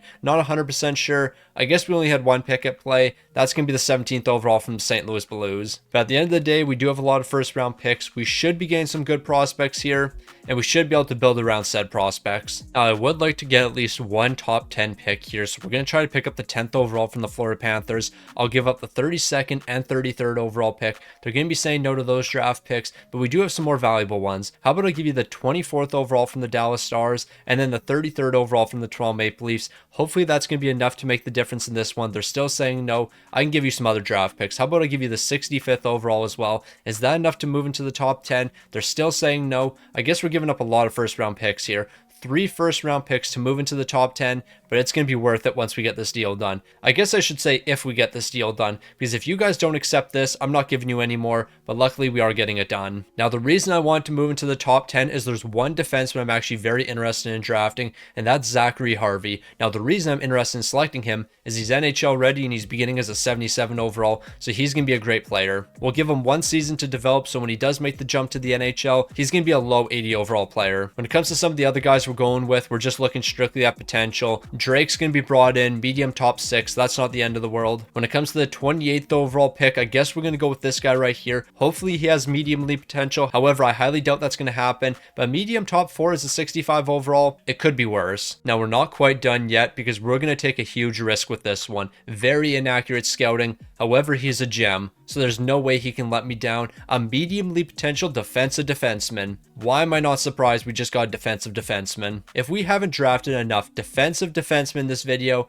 then I don't know what we're doing. Now, with the $2.7 million we have in cap space, what are we going to do with it? A whole lot of nothing. We're going to qualify players and then we're going to sign our rookies. Some of our rookies only being 70 overalls, but we need these guys to be critical players for us. That is how deep we are in the trenches right now. I'm expecting a 70 overall player to play big 4th line minutes when it matters most. Yeah, we're in trouble, aren't we? Now, once again, during the off season, we're not spending any money when it comes to extensions because we don't have money. Larry Ramsey, I would love to bring you back to the team, but I have $3.7 million in cap space and you want more than 3.7 million. And I can't blame you. Why would you not want more money than that? Even a guy like Wilson Matthews, we can't afford to bring back. I mean, technically we could afford to bring him back, but we would have to spend all of our money, and I want to do that. When it comes to the rest of these players here, truthfully, I want to do 2-way contracts. Doherty, 900K for you is an absolute steal. And then with everyone else, I basically need you to do the exact same thing. I can't do anything more than $1 million when it comes to the rest of the players. So yeah, I need you to accept these deals. Now, when it comes to the future of the Rams, we're looking at these 5 forwards. We're going to be looking at these 2 defensemen, and then we're going to be looking at our 1 goaltender in McAmmond. Other than that, we're going to have a carousel of bottom 6 players, 2nd and 3rd pairing defensemen, and backup goaltenders. We have 8 players that we can rely on season in and season out. Outside of these 8 players, though, we're going to be looking at new players each and every season.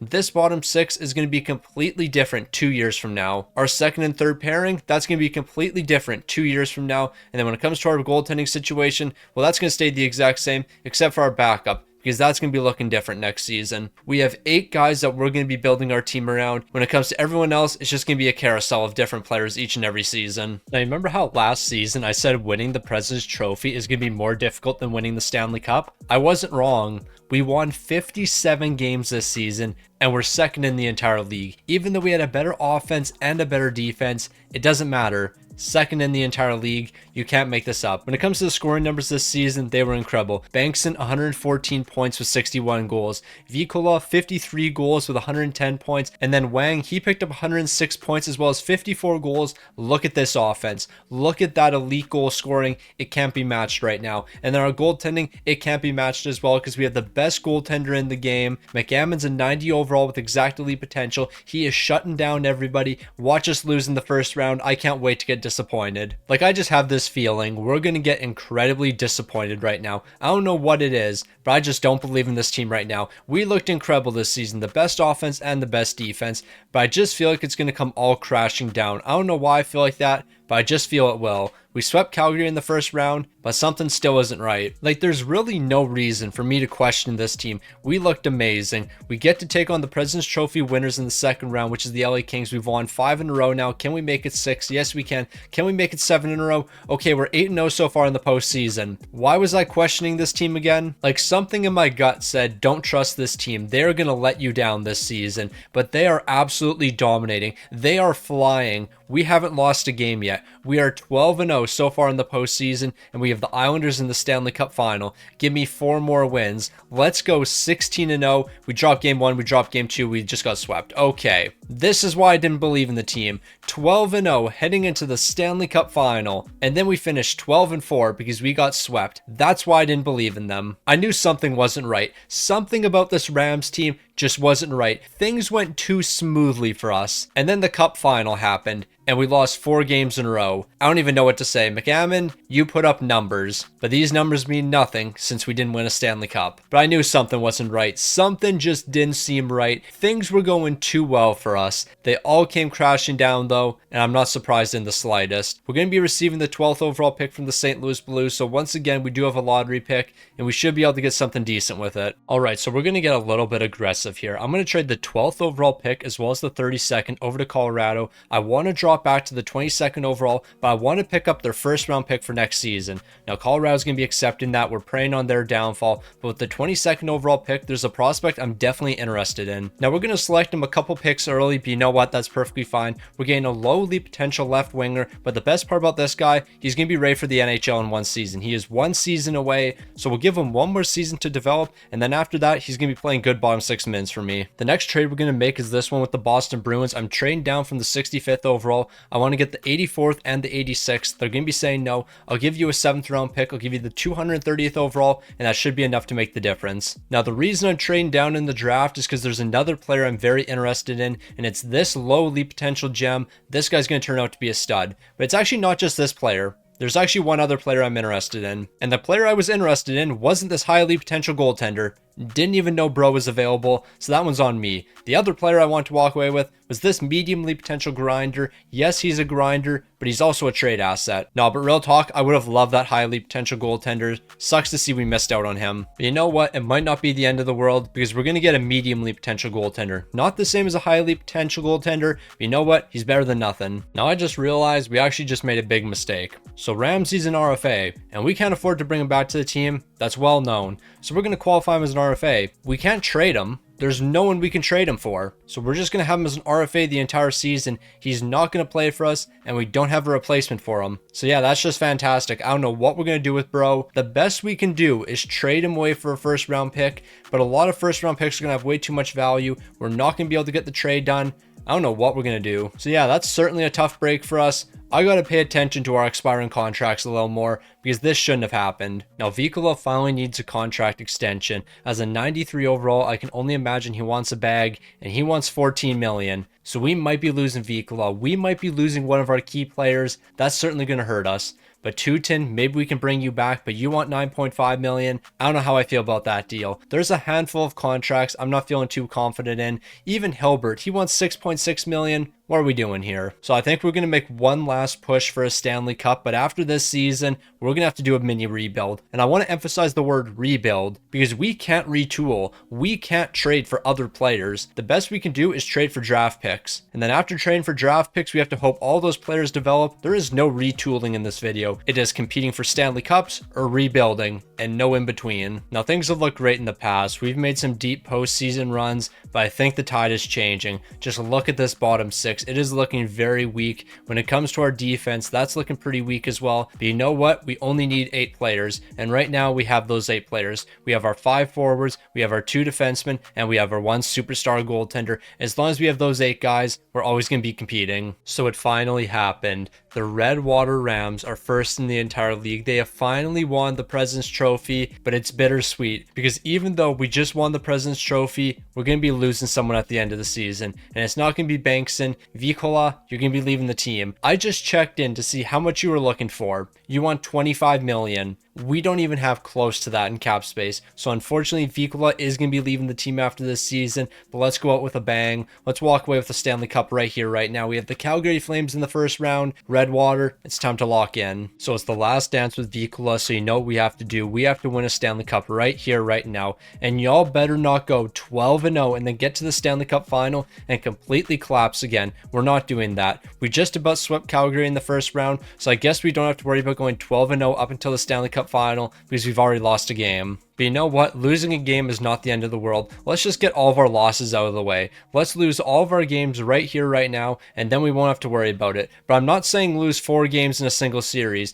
but we can lose 1 game per series. I would be perfectly fine with that. We split the series so far with the Anaheim Ducks. We're going to win Game 5 and then win Game 6, and then we'll move on to the conference finals. That's going to be 3 losses in the postseason. Maybe it's actually going to be a couple more. We have Game 7 coming up after dropping Game 6, so we've already lost 4 games in the postseason. We better not make make it 5 here. We're picking up 2 goals in the first period. Moving into the second, it's going to be a scoreless one. So far, Anaheim's putting on a lot of pressure, but we're playing some great defense, and it looks like we're going to come out on top in this one. We're beating them 4-2, and we're moving on to the conference finals. So the dream of winning another Stanley Cup with Vikola is still alive here. However, we need to lock in these next 2 rounds. We need to take down the Winnipeg Jets, and then whoever we meet in the Stanley Cup final. But let's focus on Winnipeg because they're the next team up. We're winning game 1 and game 2. Can we sweep Winnipeg? Yes, we can. We're in the Stanley Cup final. We are in the Cup final. Give me the Islanders. I want to get my revenge. It is revenge season. Last season, we were 12-0, and then we took on this team. It's not happening again. We are going to take down the Islanders. We will get our revenge. We just about swept them, but a 5-game series is just as good. Okay, do not blow a 3-0 series lead. Win game 6. What are we doing, team?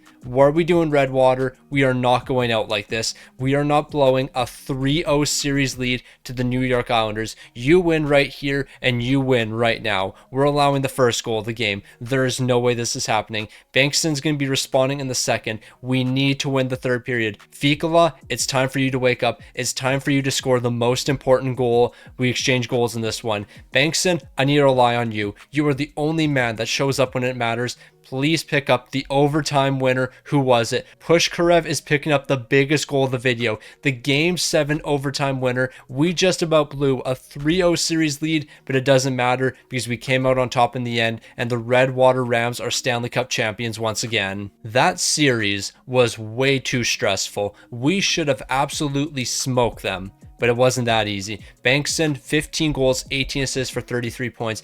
Vikola, 14 goals and 14 assists for 28 points. I hate that we're losing you, but we can't afford to keep you here. You don't want to sign a reasonable contract with the team. I guess it wouldn't hurt if we looked at some of the other numbers here. We do have to appreciate everyone else on the team, and we have to appreciate our goaltender. McAmmon stepped up big time. 16 wins, 4 shots, a 924 and a 235. He was an absolute superstar. His second Stanley Cup of the video, but we're obviously not done winning with him. We're going to win again in the future. So Vikola, it's an absolute shame, but you are going to be leaving the team. We have a handful of medium league potential players we could trade away at the draft. So maybe we can move into the top 3, but we actually don't even have to move into the top 3 because we own St. Louis's pick. They were the worst team in the entire league. So we're getting the 3rd overall. We're already off to a fantastic start. If we could walk away with the 1st overall, 2nd overall, and 3rd overall, then we're going to solve a lot of problems that this team is having right now. All right, so here's what I'm thinking to do with our 2 expiring RFAs. I'm going to send both of them over to the Red Wings. I'm hoping we can walk away with the 2nd overall pick. That means we'll have the 2nd overall and the 3rd overall. We should be able to work with that. I'll give up the 33rd overall pick as well. That's going to be more than enough. So we have 2 picks in the top 3. That means we're walking away with 2 great players. So with the 2nd overall pick, we're going to be bringing in Archer. He's going to be a good 2-way defenseman for us. And then when it comes to the 3rd overall pick, do we go with this player right here or this player right here? They're both likely going to be 2-way forwards.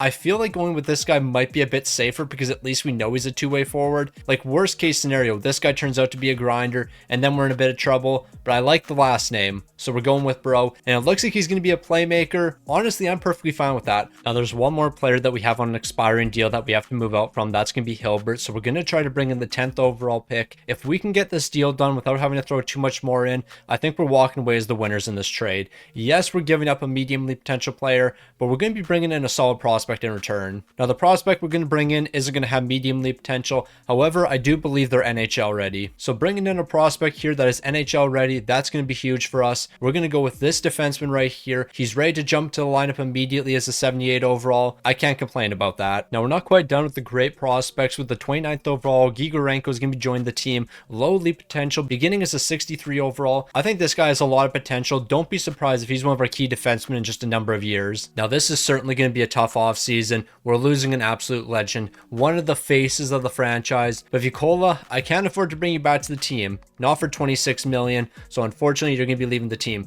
Dupuis, I don't want to give you 3.8 million, so you're going to be leaving as well. Truthfully, I think we're just going to be signing rookies here because I'm not giving this 80 overall 3.4 million. So rookies are going to be brought to the team, and that's just about it. Now, it's an absolute shame that we lost one of our franchise stars because we can't replace him. We can't just go out into free agency and replace him. We have to pray that some of the young guys we've drafted can step up into our lineup and they can be big time performers for us. If they can't be, well, then we're just going to be worse off. Now, I'm not going to lie to you. The fall off of the Rams is definitely tough to watch. We lost one of our key players last season and we're just not the same. Look at this bottom 9. It's not looking the greatest in the world. Luckily, we do have 93 overall Stenberg, so he is helping quite a bit. When it comes to our defensive core, it actually looks pretty solid. We have a handful of really good young guys in the lineup, so I'm not too concerned about that. And then when it comes to goaltending, you already know what we have. We have one of the best in the game. Now, we might have lost one of our franchise stars, but that doesn't stop the Redwater Rams. First in the entire league with a 52-22-8 record. We were flying this season, absolutely dominating. Bankson's going to be picking up 115 points, including 68 goals. Wang's picking up 45 goals and 93 points. We were dominating, or at least these 4 players were dominating. Everyone else on the team, very, very mid. But you know what? It worked out for us. McAmmon is picking up 48 wins, 8 shouts, a 920 and a 228.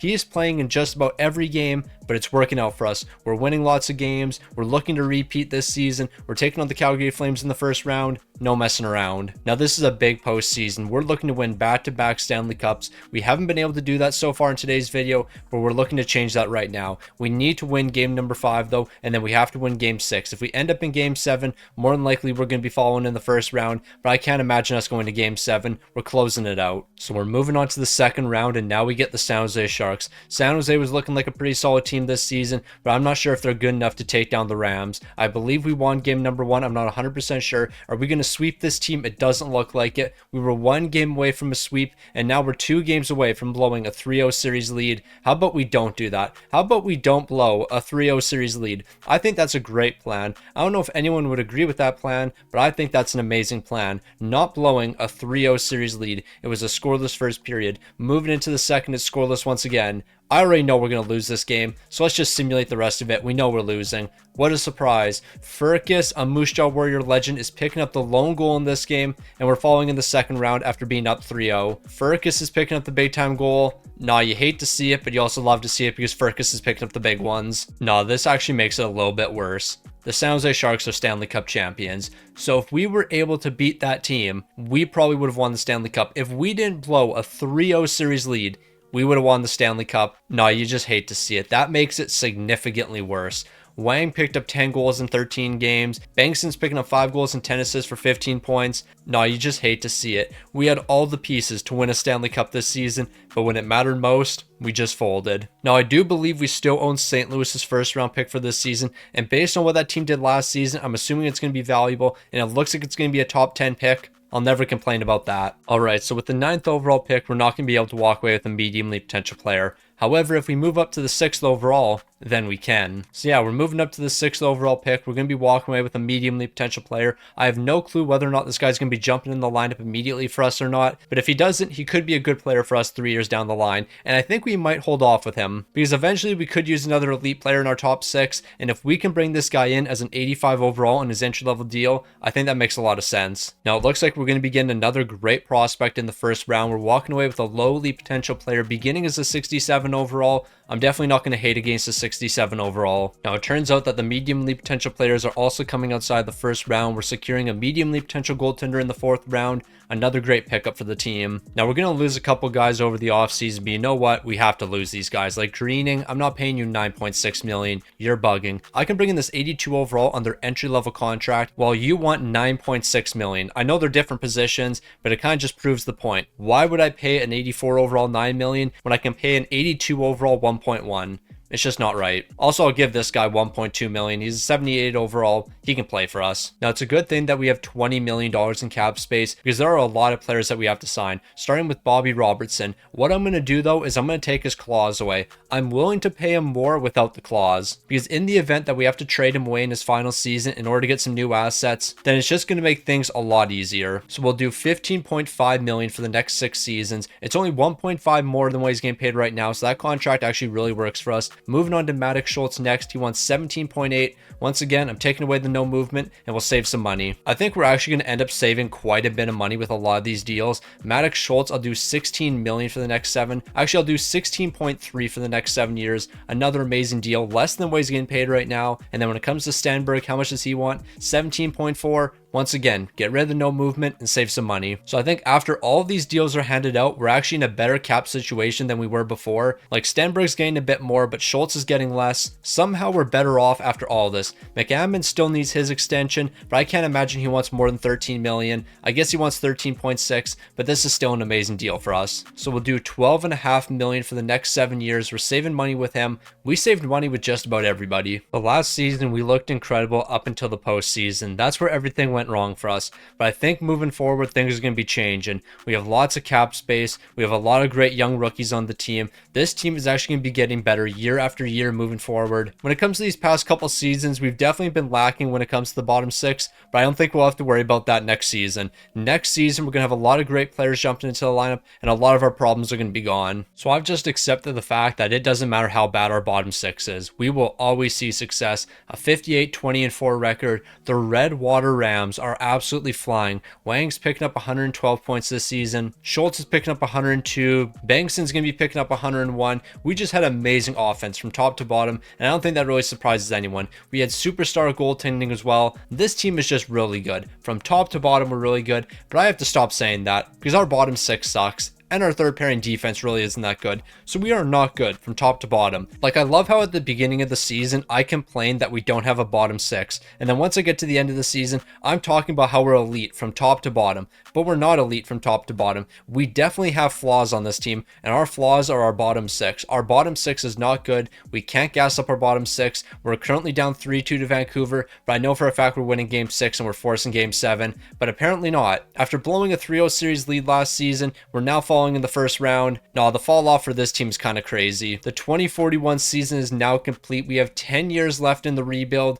We got to win a couple more Stanley Cups. 2 Stanley Cups for this team is not good enough. We need to win some more. So it was definitely a heartbreaking loss for the boys, but you know what? We'll be bouncing back from that. Also, we don't have 10 seasons left. We have 9 seasons left because we just completed the 2041 season. So yeah, I don't know why I said we have 10 seasons left. We actually have 9 seasons left, but that's neither here nor there. 9 seasons left with the Redwater Rams. We got to win a couple more Stanley Cups with this franchise. We have not won enough cups with these guys. Like, how many have we won? I believe we've only won 2 Stanley Cups. 2 Stanley Cups with this team is not good enough. We need to bring home some more. And then again, 2 Stanley Cups with this franchise actually isn't nearly as bad as you think because we didn't become competitive until like year number 9. So over the past 6 to 7 seasons, winning 2 Stanley Cups in that span really isn't that bad. If we could finish these next 9 years off with 3 Stanley Cups, I would definitely call that incredibly successful. Also, we don't have to worry about the draft lottery whatsoever. We don't own any picks in the lottery. And truthfully, I don't think we even own that many picks heading into the draft. So this is probably going to be one of the quietest off seasons we've seen so far. Now this draft really isn't looking like anything special, so honestly I wouldn't be surprised if this prospect right here ends up being the best player we draft. But the draft class really isn't looking that strong. Like, there's a couple good players in the top 3,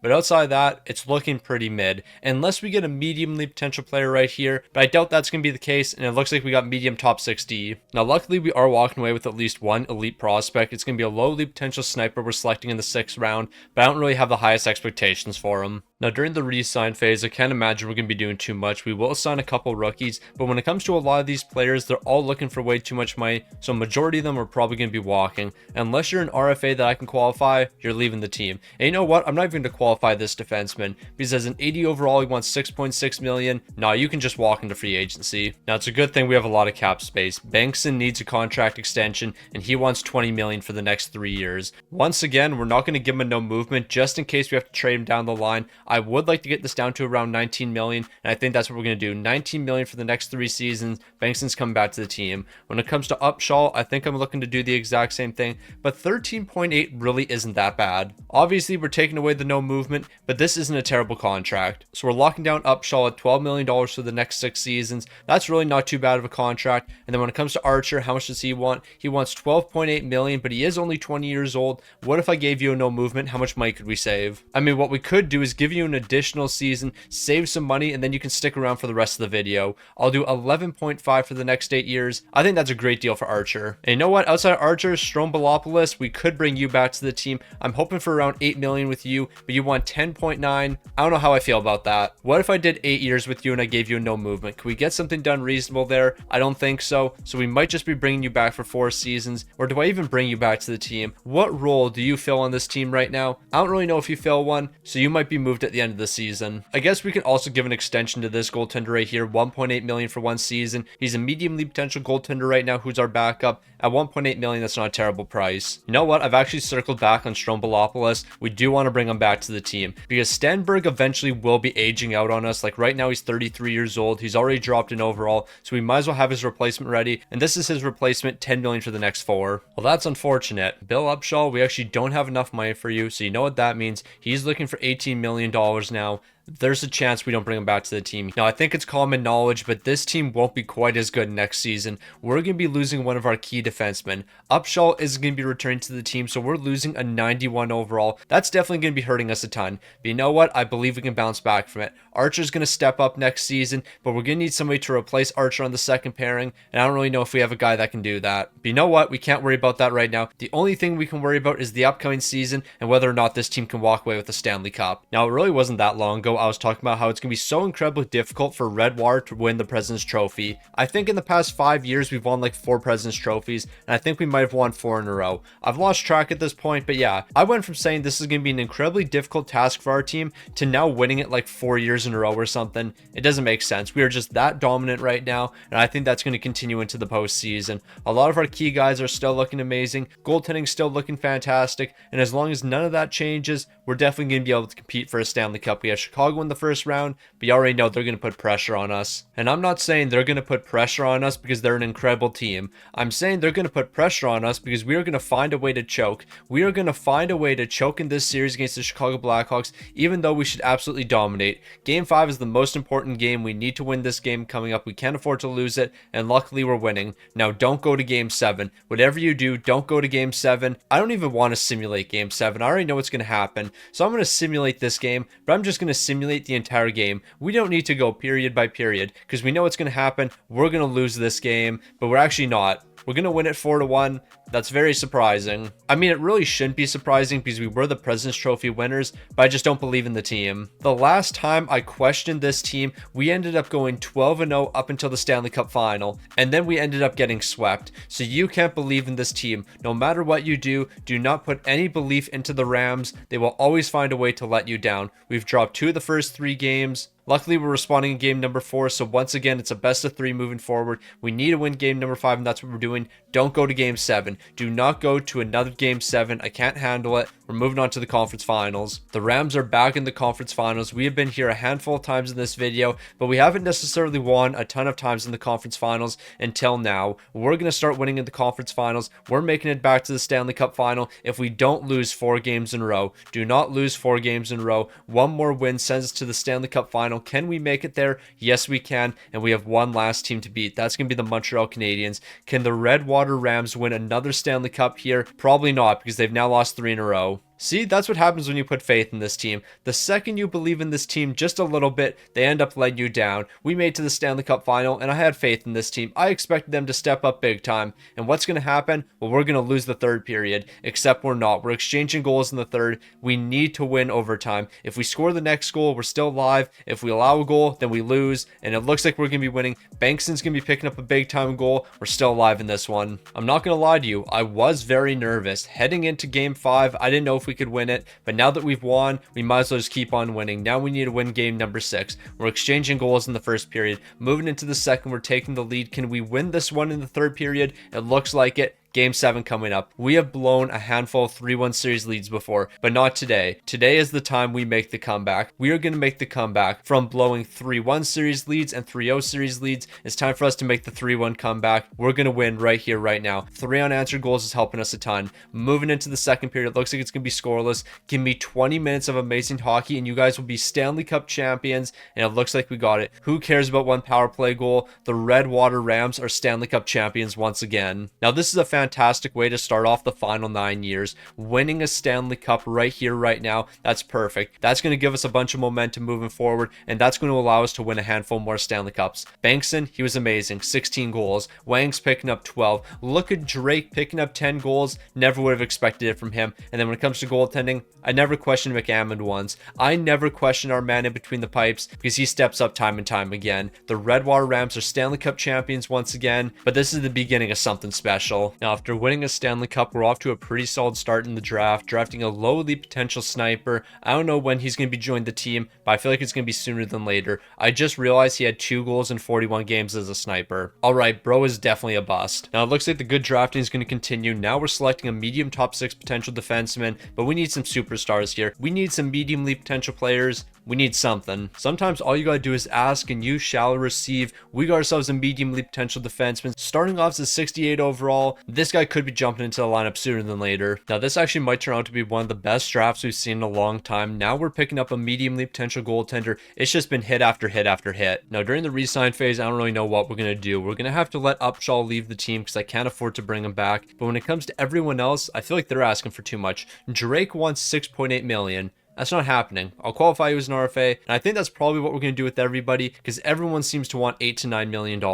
You guys are 81 overalls. You haven't earned these contracts. The thing is, though, we have to make sure we re-sign somebody, because we do need a couple players on the bottom 6, but I don't think we can afford to sign most of these guys. So yeah, next season might be very questionable. Now, although we have $6 million in cap space, we have to spend every penny right now, because it's all going to go to Clayton Wang. We're looking at $19 million for the next 6 seasons. He's an absolute superstar. Actually, I guess we can save some more money here. How about we do 18.5? 18.5 for the next 6 still seems a little bit high. Let's try to save some more money. Can we do 18 for the next 6? I think that's what we're going to do here. Clayton Wang, welcome back to the team. With the rest of these guys right here, they're going to be leaving because we just can't afford them. The lowly potential players want $8 million.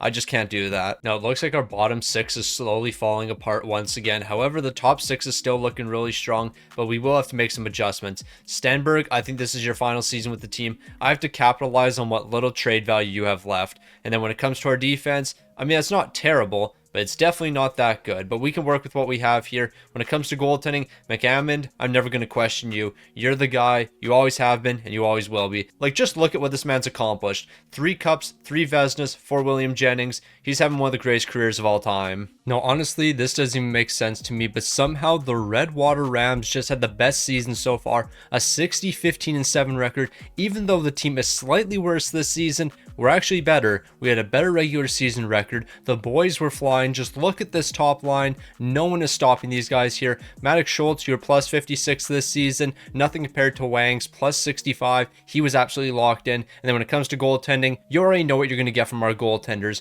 Our goaltenders are elite, or at least our starting goaltender is elite. We're taking on Vancouver in the first round. Let's go back to back. I need to see this team at least repeat once in this video. Give me one repeat. I want one instance where we go back to back and win 2 Stanley Cups in a row. I know it's possible. The Redwater Rams are flying right now. As long as they don't lose 4 games in a row, we're moving on to the second round, and this team's not going to lose 4 games in a row. They have never lost 4 games in a row before, except they 1000% have. We've actually lost 4 games in a row in a couple different instances. One time we were just swept in the Stanley Cup final. The other time we were up 3-0 in the series, and we might lose 4 in a row right here. That is so crazy. I literally was just making a joke about how we never lose 4 games in a row. We got swept in the second round. You know what? I don't even want to look at the postseason numbers. I don't want to look at anything. We'll look at the contract situation here. We'll figure out who's on an expiring deal. It looks like this player is right here. What are they? They're a power forward.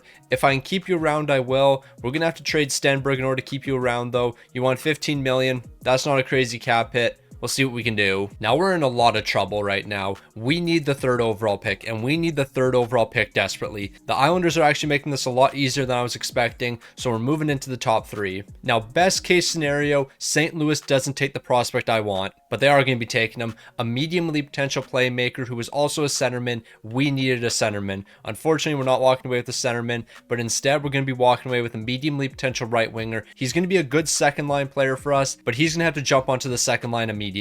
Now, this is a day that I never wanted to come, but unfortunately it's here. Stenberg, I'm sending you over to the Buffalo Sabres. We're picking up a 2nd and 3rd round pick. We need to free up that 16 million. We have to give that 16 million to this player right here. We just can't afford to keep you on the team anymore. Now, this draft was about to be a complete bust for us, but luckily we are walking away with one mediumly potential goaltender. I mean, I guess we did draft somebody 3rd overall, but outside of this goaltender and the 3rd overall pick, we haven't got anything notable. Luckily, we're making a bit of a late comeback. We just got ourselves a lowly potential player in the 5th round, and I believe we're getting a great prospect in the 6th, because we're going to go off the board a little bit, and we're going to pick up this mediumly potential goaltender right here. We eventually have to start trading some of these guys because we have drafted a lot of medium league potential goaltenders in the past couple seasons. Now, during the re-sign phase, we're only looking at bringing back one player. Glebov, that player is going to be you. I'm signing you for the next 7 seasons. That's going to lock you down for the rest of this video. We'll do $14.5 million for the next 7. This team might miss the playoffs. I don't think it's going to be that bad, but there is a possibility we miss the playoffs because this team is in the utter trenches. I will re-sign this player though. They're going to play on one of the off wings. I don't know where exactly they're going to play in the lineup, but for $4 million,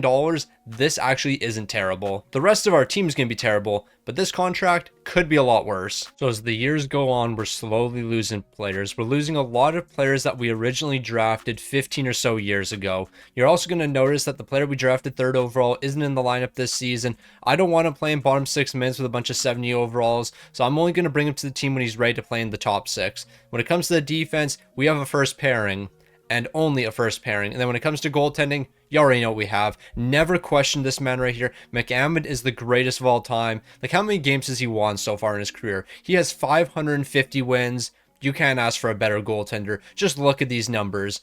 Bro is literally him. Now, I guess this team is just going to keep on winning the President's Trophy. I don't know how we're still winning when we basically don't have a bottom 6. We don't have a bottom 6 and we don't have a second pairing or a third pairing defense, but yet it doesn't matter. We are going to keep on seeing success, but maybe not for too much longer. Bengtson has dropped to exact elite potential. It might be time to move on from him. But then again, we don't have too much time to move on. Like, we only have like 6 seasons left. We can't be trading guys away and then hoping that other players rebuild in time. We just have to stick with what we have. If we don't see success in the final 2 seasons, I guess that's just going to be the way she goes, because we can't be trading players away and trying to retool right now. We don't have the time. We have Vancouver in the first round. No more losing. It's Stanley Cup or bust moving forward. Like, we just don't have time to rebuild anymore. We can't trade old vets away for young guys. I mean, I should say we can't trade old players away for picks in order to get young guys. We're about to lose in the first round to the Vancouver Canucks after winning the President's Trophy. Unless we win 3 games in a row here,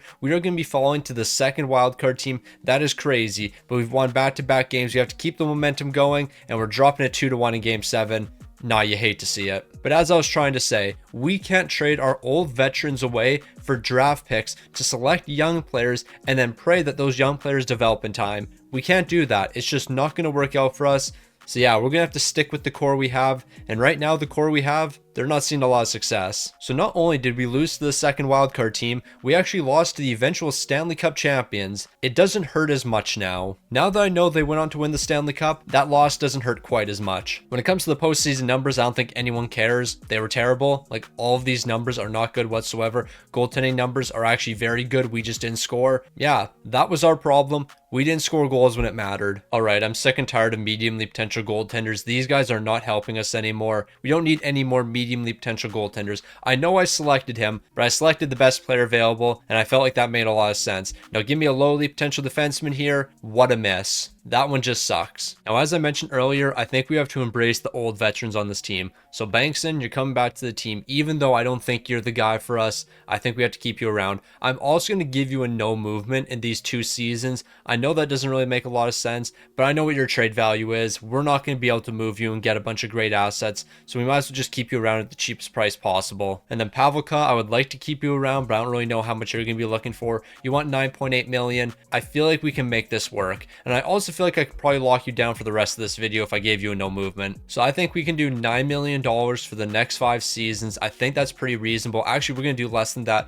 We are saving quite a bit of money with bro. I think we'll do 8.8 million for the next 5. That's a really good deal that I think he's going to be willing to accept. So yeah, we're going to save as much money as possible there. That's an amazing deal. Now, I don't really know what the ceiling for this team is moving forward other than winning a President's Trophy, because I know for a fact we're going to win the President's Trophy. We've done that for basically 6 or 7 years in a row now. But the question is, when the lights are the brightest and we need to win some playoff games, can we do that? Because over these past couple of years, we haven't been able to win a Stanley Cup. Like, I don't even remember the last time we actually won a Stanley Cup. It's been a hot minute. In 2042. In 2042, we won a Stanley Cup, but the past 2 seasons, it's just been first round exit after first round exit, and we can't allow that to happen again. We have to get back from this disappointment, and we need to win another. I'm not going to lie, I forgot we won a cup 3 years ago. For some reason, I thought it was way longer than that. But yeah, show it to the boys, I guess. So you already know what we're doing. We're simulating the entire postseason. We're going to commentate what happens, and we're going to watch the Redwater Rams win a Stanley Cup. Because we know when we do this method, it always works.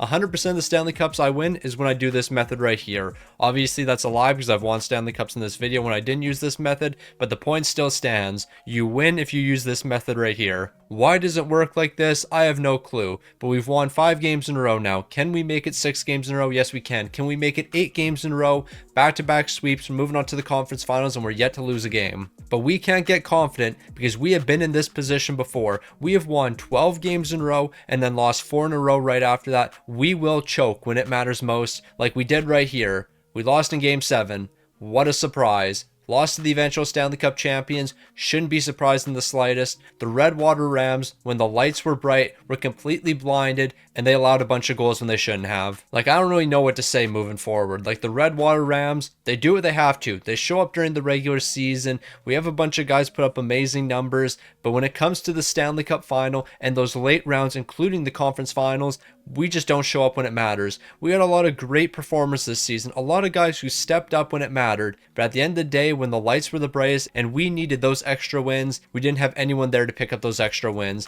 Winnipeg's taking New Jersey down in 5 games. That should have been us. We should have been the team taking down New Jersey, but I guess it wasn't our time. It wasn't our time to win another Stanley Cup. Is it ever going to be our time again? Well, I guess we'll have to wait and see. Now, because of the situation we're in right now, we're going to take a couple risks. And what I mean by that is we're not actually going to do any drafting ourselves this season. Instead, we're trading for future first-round picks. We're going to pick up first-round picks from some of the best teams in the entire league. And what we're going to do with these first-round picks is we're going to pray with them. We are going to pray for an absolute miracle that these first-round picks end up being incredibly valuable next season and we walk away with multiple top 3 picks. Is this a very stupid strategy? Absolutely. But you know what? If it works out, then it was an amazing strategy. Now, Stroumboulopoulos, it looks like you're looking to sign an extension with the team, and I'm hoping we can get something done here, but I don't want to do 2 seasons. I want to lock you down for the rest of this video, so I'm going to hold off the contract extension for now. Eventually, we will get something done, though. So we know exactly what's going to happen this season. We're going to dominate during the regular season. We're going to win the President's Trophy, and then when we have a bunch of faith in this team, believing that they can actually do something during the postseason, they'll completely collapse, whether it's the defense or the offense.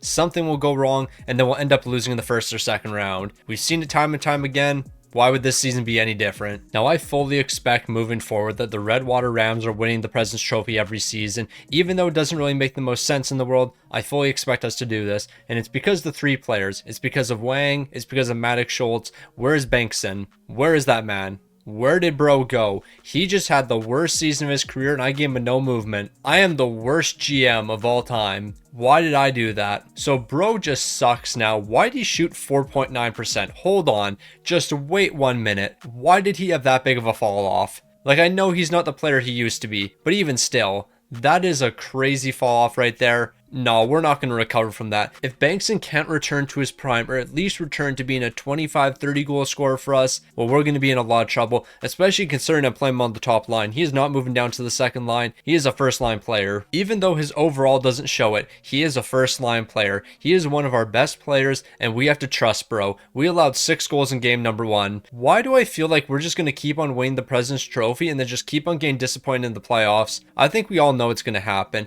It doesn't matter how many President's Trophies we win moving forward. We're going to keep on losing. We're going to lose in 6 games, then we're going to head to next season, except that's not happening. Instead, we're forcing game 7 because of an OT winner in game number 6, but it all comes down to this. Can we make it to the second round? We might have been the President's Trophy winners, but we are struggling in the first round. We're winning the first period, and it looks like it's going to be a scoreless second. Can we shut them down the third period? It doesn't look like it, but luckily we're scoring 3 goals, and that's going to be more than enough. It's actually kind of wild that we've been the President's Trophy winners like 7 or 8 years in a row now, but that doesn't really matter because we still lose in the first round, or we still struggle to beat teams that were the second wild card. Okay, we're just losing. Yeah, I don't really care anymore. As much as I want to try to win Stanley Cups with this team, I don't think I can. I genuinely don't think I can actually win, even though we keep on winning the President's Trophy year after year after year after year after year. It doesn't matter, because when the playoffs come around, we are a completely different team. The big time performers just don't show up for us. It doesn't matter who we have on the team. Like, we have a 97 overall on the team, the best player in the game. We don't have any picks in the lottery. I don't know what to say. Things kind of suck right now. Now I decided to check in on the retired players page to see if we lost any guys over the offseason. Luckily we didn't. However, there is one player that caught my eye, and who is that player? D. Richmond. Is this Darnell Richmond? Did we actually see Darnell Richmond generated by NHL 26? It doesn't look like it. Dominic Richmond is joining the league. I thought we had Darnell here for a second, and he was drafted by the St. Louis Blues. The St. Louis Blues probably saw D. Richmond thinking it was Darnell Richmond, but it wasn't. It was Dominic Richmond. Yeah, so that's a tough look for you, St. Louis. You thought you were walking away with Darnell Richmond. That was not the case. All right, so I guess our scouts decided to take the season off, and they did absolutely no scouting for me whatsoever. So shout out to our scouts for doing absolutely nothing. We're just going to go with this player right here, who might have high elite potential. Actually, I don't want to do that. I have a different plan instead. And what exactly is that plan? Well, we're going to do the exact same thing we did as last season, except this time we have more draft picks to work with. So hopefully if we trade these picks away for future first round picks, things will work out for us. This logic is incredibly flawed, but we'll make it work. So I'll go ahead and send the 22nd overall pick to the Calgary Flames for a future first round pick. They're going to be saying no. I'll give you the 227th overall as well, and that's going to be enough to get their first rounder for next season. The next trade we're making is sending the 23rd overall and the 194th over to the Columbus Blue Jackets, and we're getting their first round pick for next season.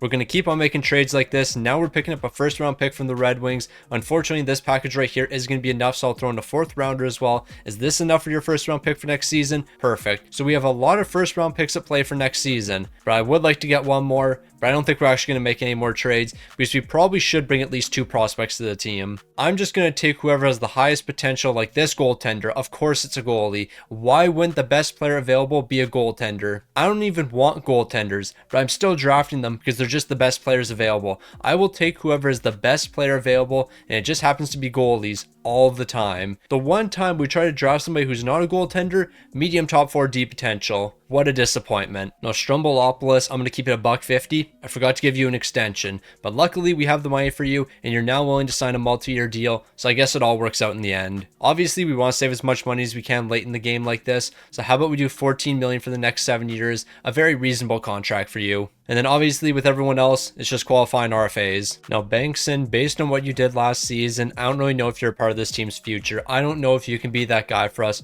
So Tamura, I'm going to give you the next big deal. I'm going to give you a huge contract extension. You're going to have to be the replacement for Bengtson, and I'm going to need you to be an absolute superstar. I need you to live up to the hype. I'm not sure if you can do that, but for 11.7 million, you better be able to. Also, Robertson, we do need to bring you back to the team because we do need an offensive defenseman here. And at this price tag, we can get it done. So I'll do $16 million for the next 4 years. I'm pretty sure that's a reasonable deal for you, and I expect you to accept immediately, and it looks like you are. Now, over these past couple seasons, I think I've been a bit too negative. I believe in the Redwater Rams. When the lights are the brightest, this team is going to show up. We have a ton of amazing players on this team. Look at this defense right now. There is no weaknesses. Yes, we have a 75 overall here who is technically out of position, but that is neither here nor there. We have a lot of fantastic players, a lot of guys who step up when it matters, especially McAmmond, who has dropped to an 83 overall and now has exact fringe star potential. Even though he might not have the overall he's had in the past, we know he can be our guy. Yep, I have zero concerns about this team whatsoever. I am incredibly positive heading into this season.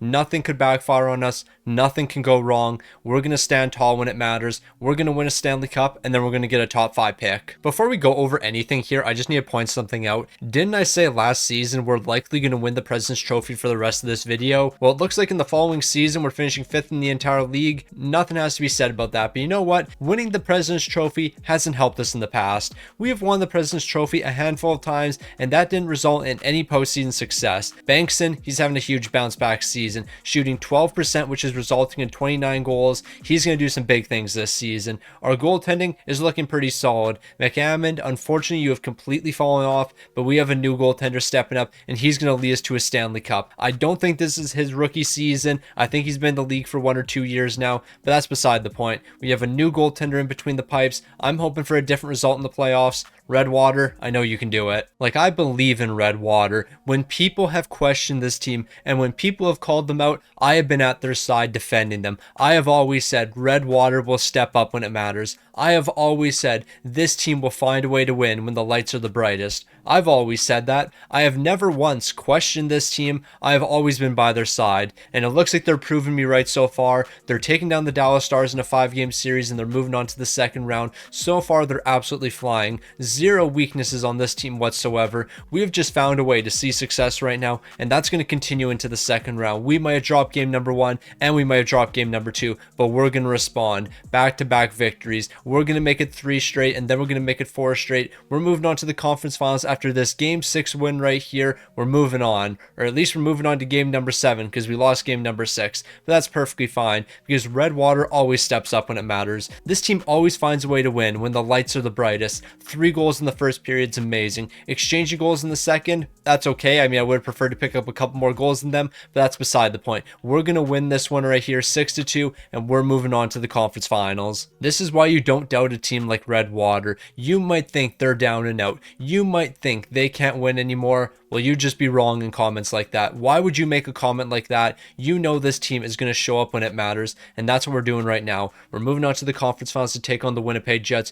Winnipeg's going to be a tough team, but I'm not sure if they can hack it with us. We got swept again. That is like the 5th or 6th time we have been swept so far in this video. We've been getting swept way too many times. Like, we were looking pretty solid up until that series where we lost to the eventual Stanley Cup champs in the Winnipeg Jets. Things looked good for us. And then they didn't. But you know what? We're just going to keep on being positive. This team will bounce back. I believe in this team. I know all these guys who are slowly aging out on us will be able to bounce back, except for Bankson. He is leaving the team because we didn't re-sign him, but that's perfectly fine. We gave that money to a different player on the team, and Tamura, he looked not too bad. 7 goals, 2 assists for 9 points. Yes, he was -6, but that wasn't his fault. When it comes to our new goaltender, he did all right, put up some good numbers, but I'm not too focused on our postseason numbers anymore because that's in the past. I am only focused on the future and potentially the top 5 picks we're walking away with. Please tell me some of these picks are incredibly valuable. We walked away with the 16th overall from Columbus. That is certainly a disappointment, but you know what? We have lots of first round picks, lots of draft picks to work with. We can move up in the draft if we have to. All right, so we are going to try this method one more time.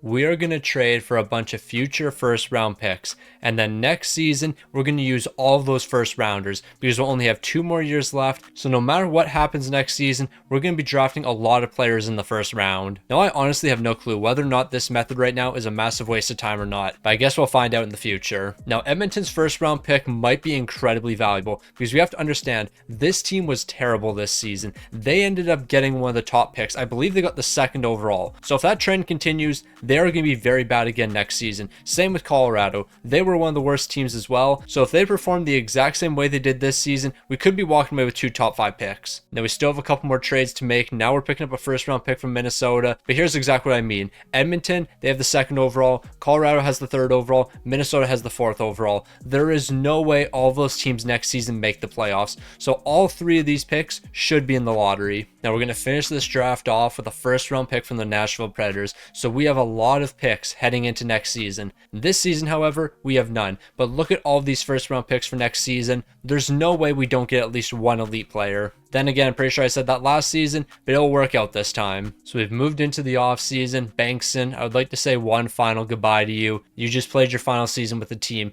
You were a star for us for a long time. Let's just take a quick look at what this man was able to accomplish with the franchise.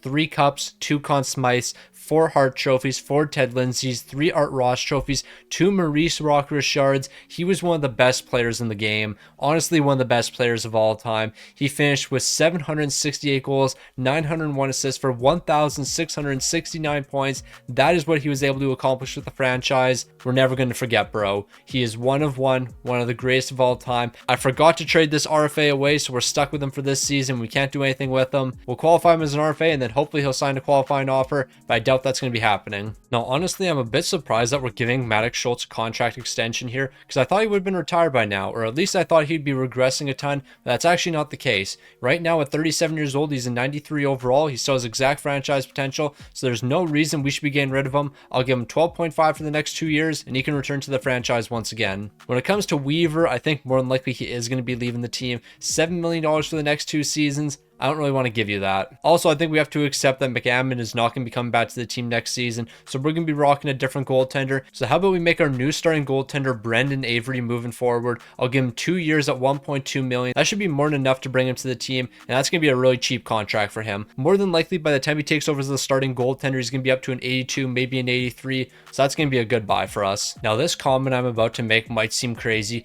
but this season isn't about winning a Stanley Cup. Nope, we're not trying to win a Stanley Cup this season. What we're trying to do is walk away with 3 top 3 picks. We're looking to get the first overall, the second overall, and the third overall. We own 5 or 6 first round picks heading into the draft. I need at least one of them to hit. Give me one elite prospect for the final season, and then with the other draft picks, we'll package those up and then move into the top 3. At the very worst, we're walking away with 2 elite potential players during the draft. So that's the plan for this season. The plan is to watch other teams fail so we get really good draft picks. Now, as we all know, I'm not really too worried about this season, but things were pretty successful for us. 4th in the entire league, a 49, 28, and 5 record. I'm never going to complain about finishing top 5 in the entire league. What I will complain about is constantly folding during the playoffs, but we know that's not going to happen this season because we're running a positive attitude. We are going to have a positive attitude with the team that we have right now. Carter Blacker, 38 wins, 6 shots, a 913 and a 246. You're going to be our superstar. You're going to be the guy that leads this team to a Stanley Cup. We have Vancouver in the first round. Edmonton's making the postseason, but I do want to point out Minnesota and Colorado both missed, and we do own their draft picks, so hopefully we're going to get something good there. But we'll focus on those draft picks later. Right now, we have to focus on the postseason and us potentially winning a Stanley Cup this season. And you know what? We are going to win a Stanley Cup. We don't have to worry about the President's Trophy curse. The offense looked great this season, and the goaltending was amazing. We swept Vancouver, but that means nothing, because if we can sweep teams, we can also get swept. That's just how it works. It can go both ways. If you can sweep a team, then you can get swept. We have swept 3 teams in a row before, and then got swept in the Stanley Cup final. I've seen it happen. Do not get swept to Calgary. Whatever you do, don't get swept. We just avoided the sweep. We really went from sweeping Vancouver to almost getting swept against the Calgary Flames. They took us down to gentleman's sweep, so I guess at the end of the day, a sweep is a sweep. Whether it's a 4-game sweep or a gentleman's sweep, it's still a sweep. With all this sweeping, you would think we'd be the Redwater Sweepers and not the Redwater Rams. So congratulations to the Winnipeg Jets. They're going to be taking home another Stanley Cup this season. It's an absolute shame the Rams couldn't win one, but I think we all expected the Rams to lose. Why would this team win? Why would this team step up when it matters most? That's just too logical. The offense looked pretty solid here, so it must have been goaltending, and goaltending wasn't the greatest in the world. So yeah, we're going to put all the blame on goaltending, but that's not going to happen again, because watch this success in the draft. We have had some pretty good drafting success up until now, but this might be the best drafting we've done in this video, because what are we walking away with? Well, we're walking away with the 4th overall, and the 5th overall, and the 8th overall, and the 10th overall. We have 4 picks in the top 10. There is no way we don't win a Stanley Cup over these next 2 years. We've always been worried about a weak bottom 6. There is no way we're going to have a weak bottom 6 moving forward. Now, originally, I was thinking of trading for the 1st overall pick. However, I think that's going to be way too difficult. So instead, we're just going to trade for the 2nd overall. I'll give up the 8th overall, I'll give up the 19th overall, and I'll even give up a medium elite potential goaltender. This should be more than enough to get the 2nd overall pick, and it looks like the Islanders agree. So we have ourselves the 2nd overall pick, the 4th overall pick, and the 5th overall pick. We're going to be walking away with some great players, starting with Lovejoy. He's going to be the first player to join the team. Moving on over to the 4th overall, we're going to go with somebody who we have unknown scouting on, but I think this player is still going to be a stud for us. Beginning as an 81 overall, a medium elite potential sniper. That's amazing. And then we'll go with this prospect right here, another 80 overall player. Things are looking incredible for us. But we're still not done because I want to bring a couple more players to the team. Which of these guys is NHL ready? It looks like Nabokov is, so maybe we go with him. But then again, so is this player. And how about the player after him? It doesn't look like it. Charlie's not quite ready to make the jump to the NHL. That's perfectly fine. Now, in order to move from 10 to 6, it probably shouldn't be that difficult. We'll give up some later round draft picks, and that was way easier than I thought it would be. So we're acquiring the 6th overall, but I'm not done. Now I want the 7th overall. Now, I don't know how easy it's going to be to get the 7th overall. This one might actually be very difficult, but it also might not be, because I do believe we have an RFA we can trade away, and it looks like that's the case. So I'm going to ship this man over to the Seattle Kraken. Give me the 7th overall pick. I think we're very close here. What else do you need? I can give you a future 2nd round pick. Hopefully that's going to make the difference in this deal. They don't want to take on this RFA because they won't have the cap space for him. You know what? That's perfectly fine. How about I give you a 1st round pick for next season instead? I think this is an amazing deal for you. In Seattle, you should accept, and it looks like they are. So we have more top 10 10 picks to work with. The first player we're bringing in is this defenseman right here, who's beginning as an 80 overall, and then the next player we're bringing in, another sniper. He's probably going to be another 80 overall player, and it looks like they are. No, we basically got every great player available here. All right, so we're actually going to make 2 more trades. The first thing I'm doing is acquiring a 2nd round pick and a 3rd round pick from the New York Rangers. They're accepting immediately. Now we're moving over to the Islanders. So we're going to give up all of these assets right here on top of a medium league potential goaltender, and I'm hoping we can walk away with the 8th overall. I don't know if this is going to be quite enough for the 8th overall. Truthfully, I don't expect them to say yes to this deal, but it is possible. We're a little bit off in trade value. We can get this one done. So what I'll do is I'll make this trade with the Islanders so we can get 2 2nd round picks. And I think if we throw 2 2nd round picks into this deal, it'll be more than enough. I know they're not interested in any of these assets right here, but we're throwing more than enough when it comes to value. So are the Islanders going to be accepting this deal right here? Perfect. So we're going to be making one more selection here. That's going to be Charlie Pominville. He's going to be joining the team. I know he is 1 year away, but he can definitely play on our team as a 75 overall. He'll probably be one of the best players on the bottom 6. Now, before we head to next season, there's one thing we have to do.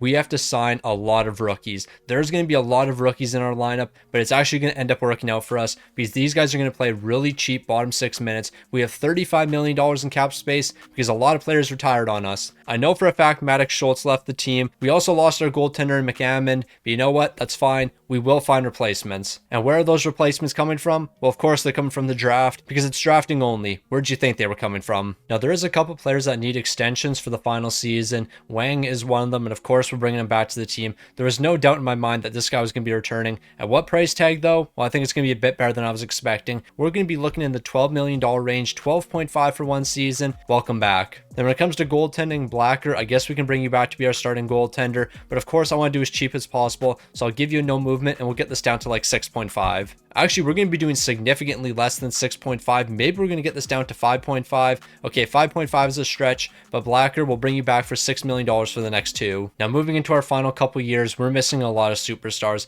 and a lot of the core pieces we built our team around. But you know what? We have something that we haven't had in a very, very long time. We have depth. I don't think we've seen this much depth in almost a decade, but just look at this team. There is no weak points here. We actually have good depth from top to bottom. Honestly, it brings a tear to my eye. When was the last time we've seen depth like this? And to make it even better, we have 2 great goaltenders we can rock here. There's no concerns moving forward. The Redwater Rams are locked down for the next 2 seasons. Now we just have to win when it matters. So the Redwater Rams are winning another President's Trophy. This has to be at least our 10th President's Trophy of the video, but winning President's Trophies means absolutely nothing if you don't walk away with the Stanley Cup, and we haven't walked away with enough Stanley Cups in this video. Avery's going to be the number 1 this season. He looked absolutely incredible during the regular season, but will that translate into the postseason? Probably not. I don't have faith in this team. Like, you guys could say I'm hating on the Rams, but am I hating or just speaking facts? Because when was the last time this team didn't completely fold when it mattered most?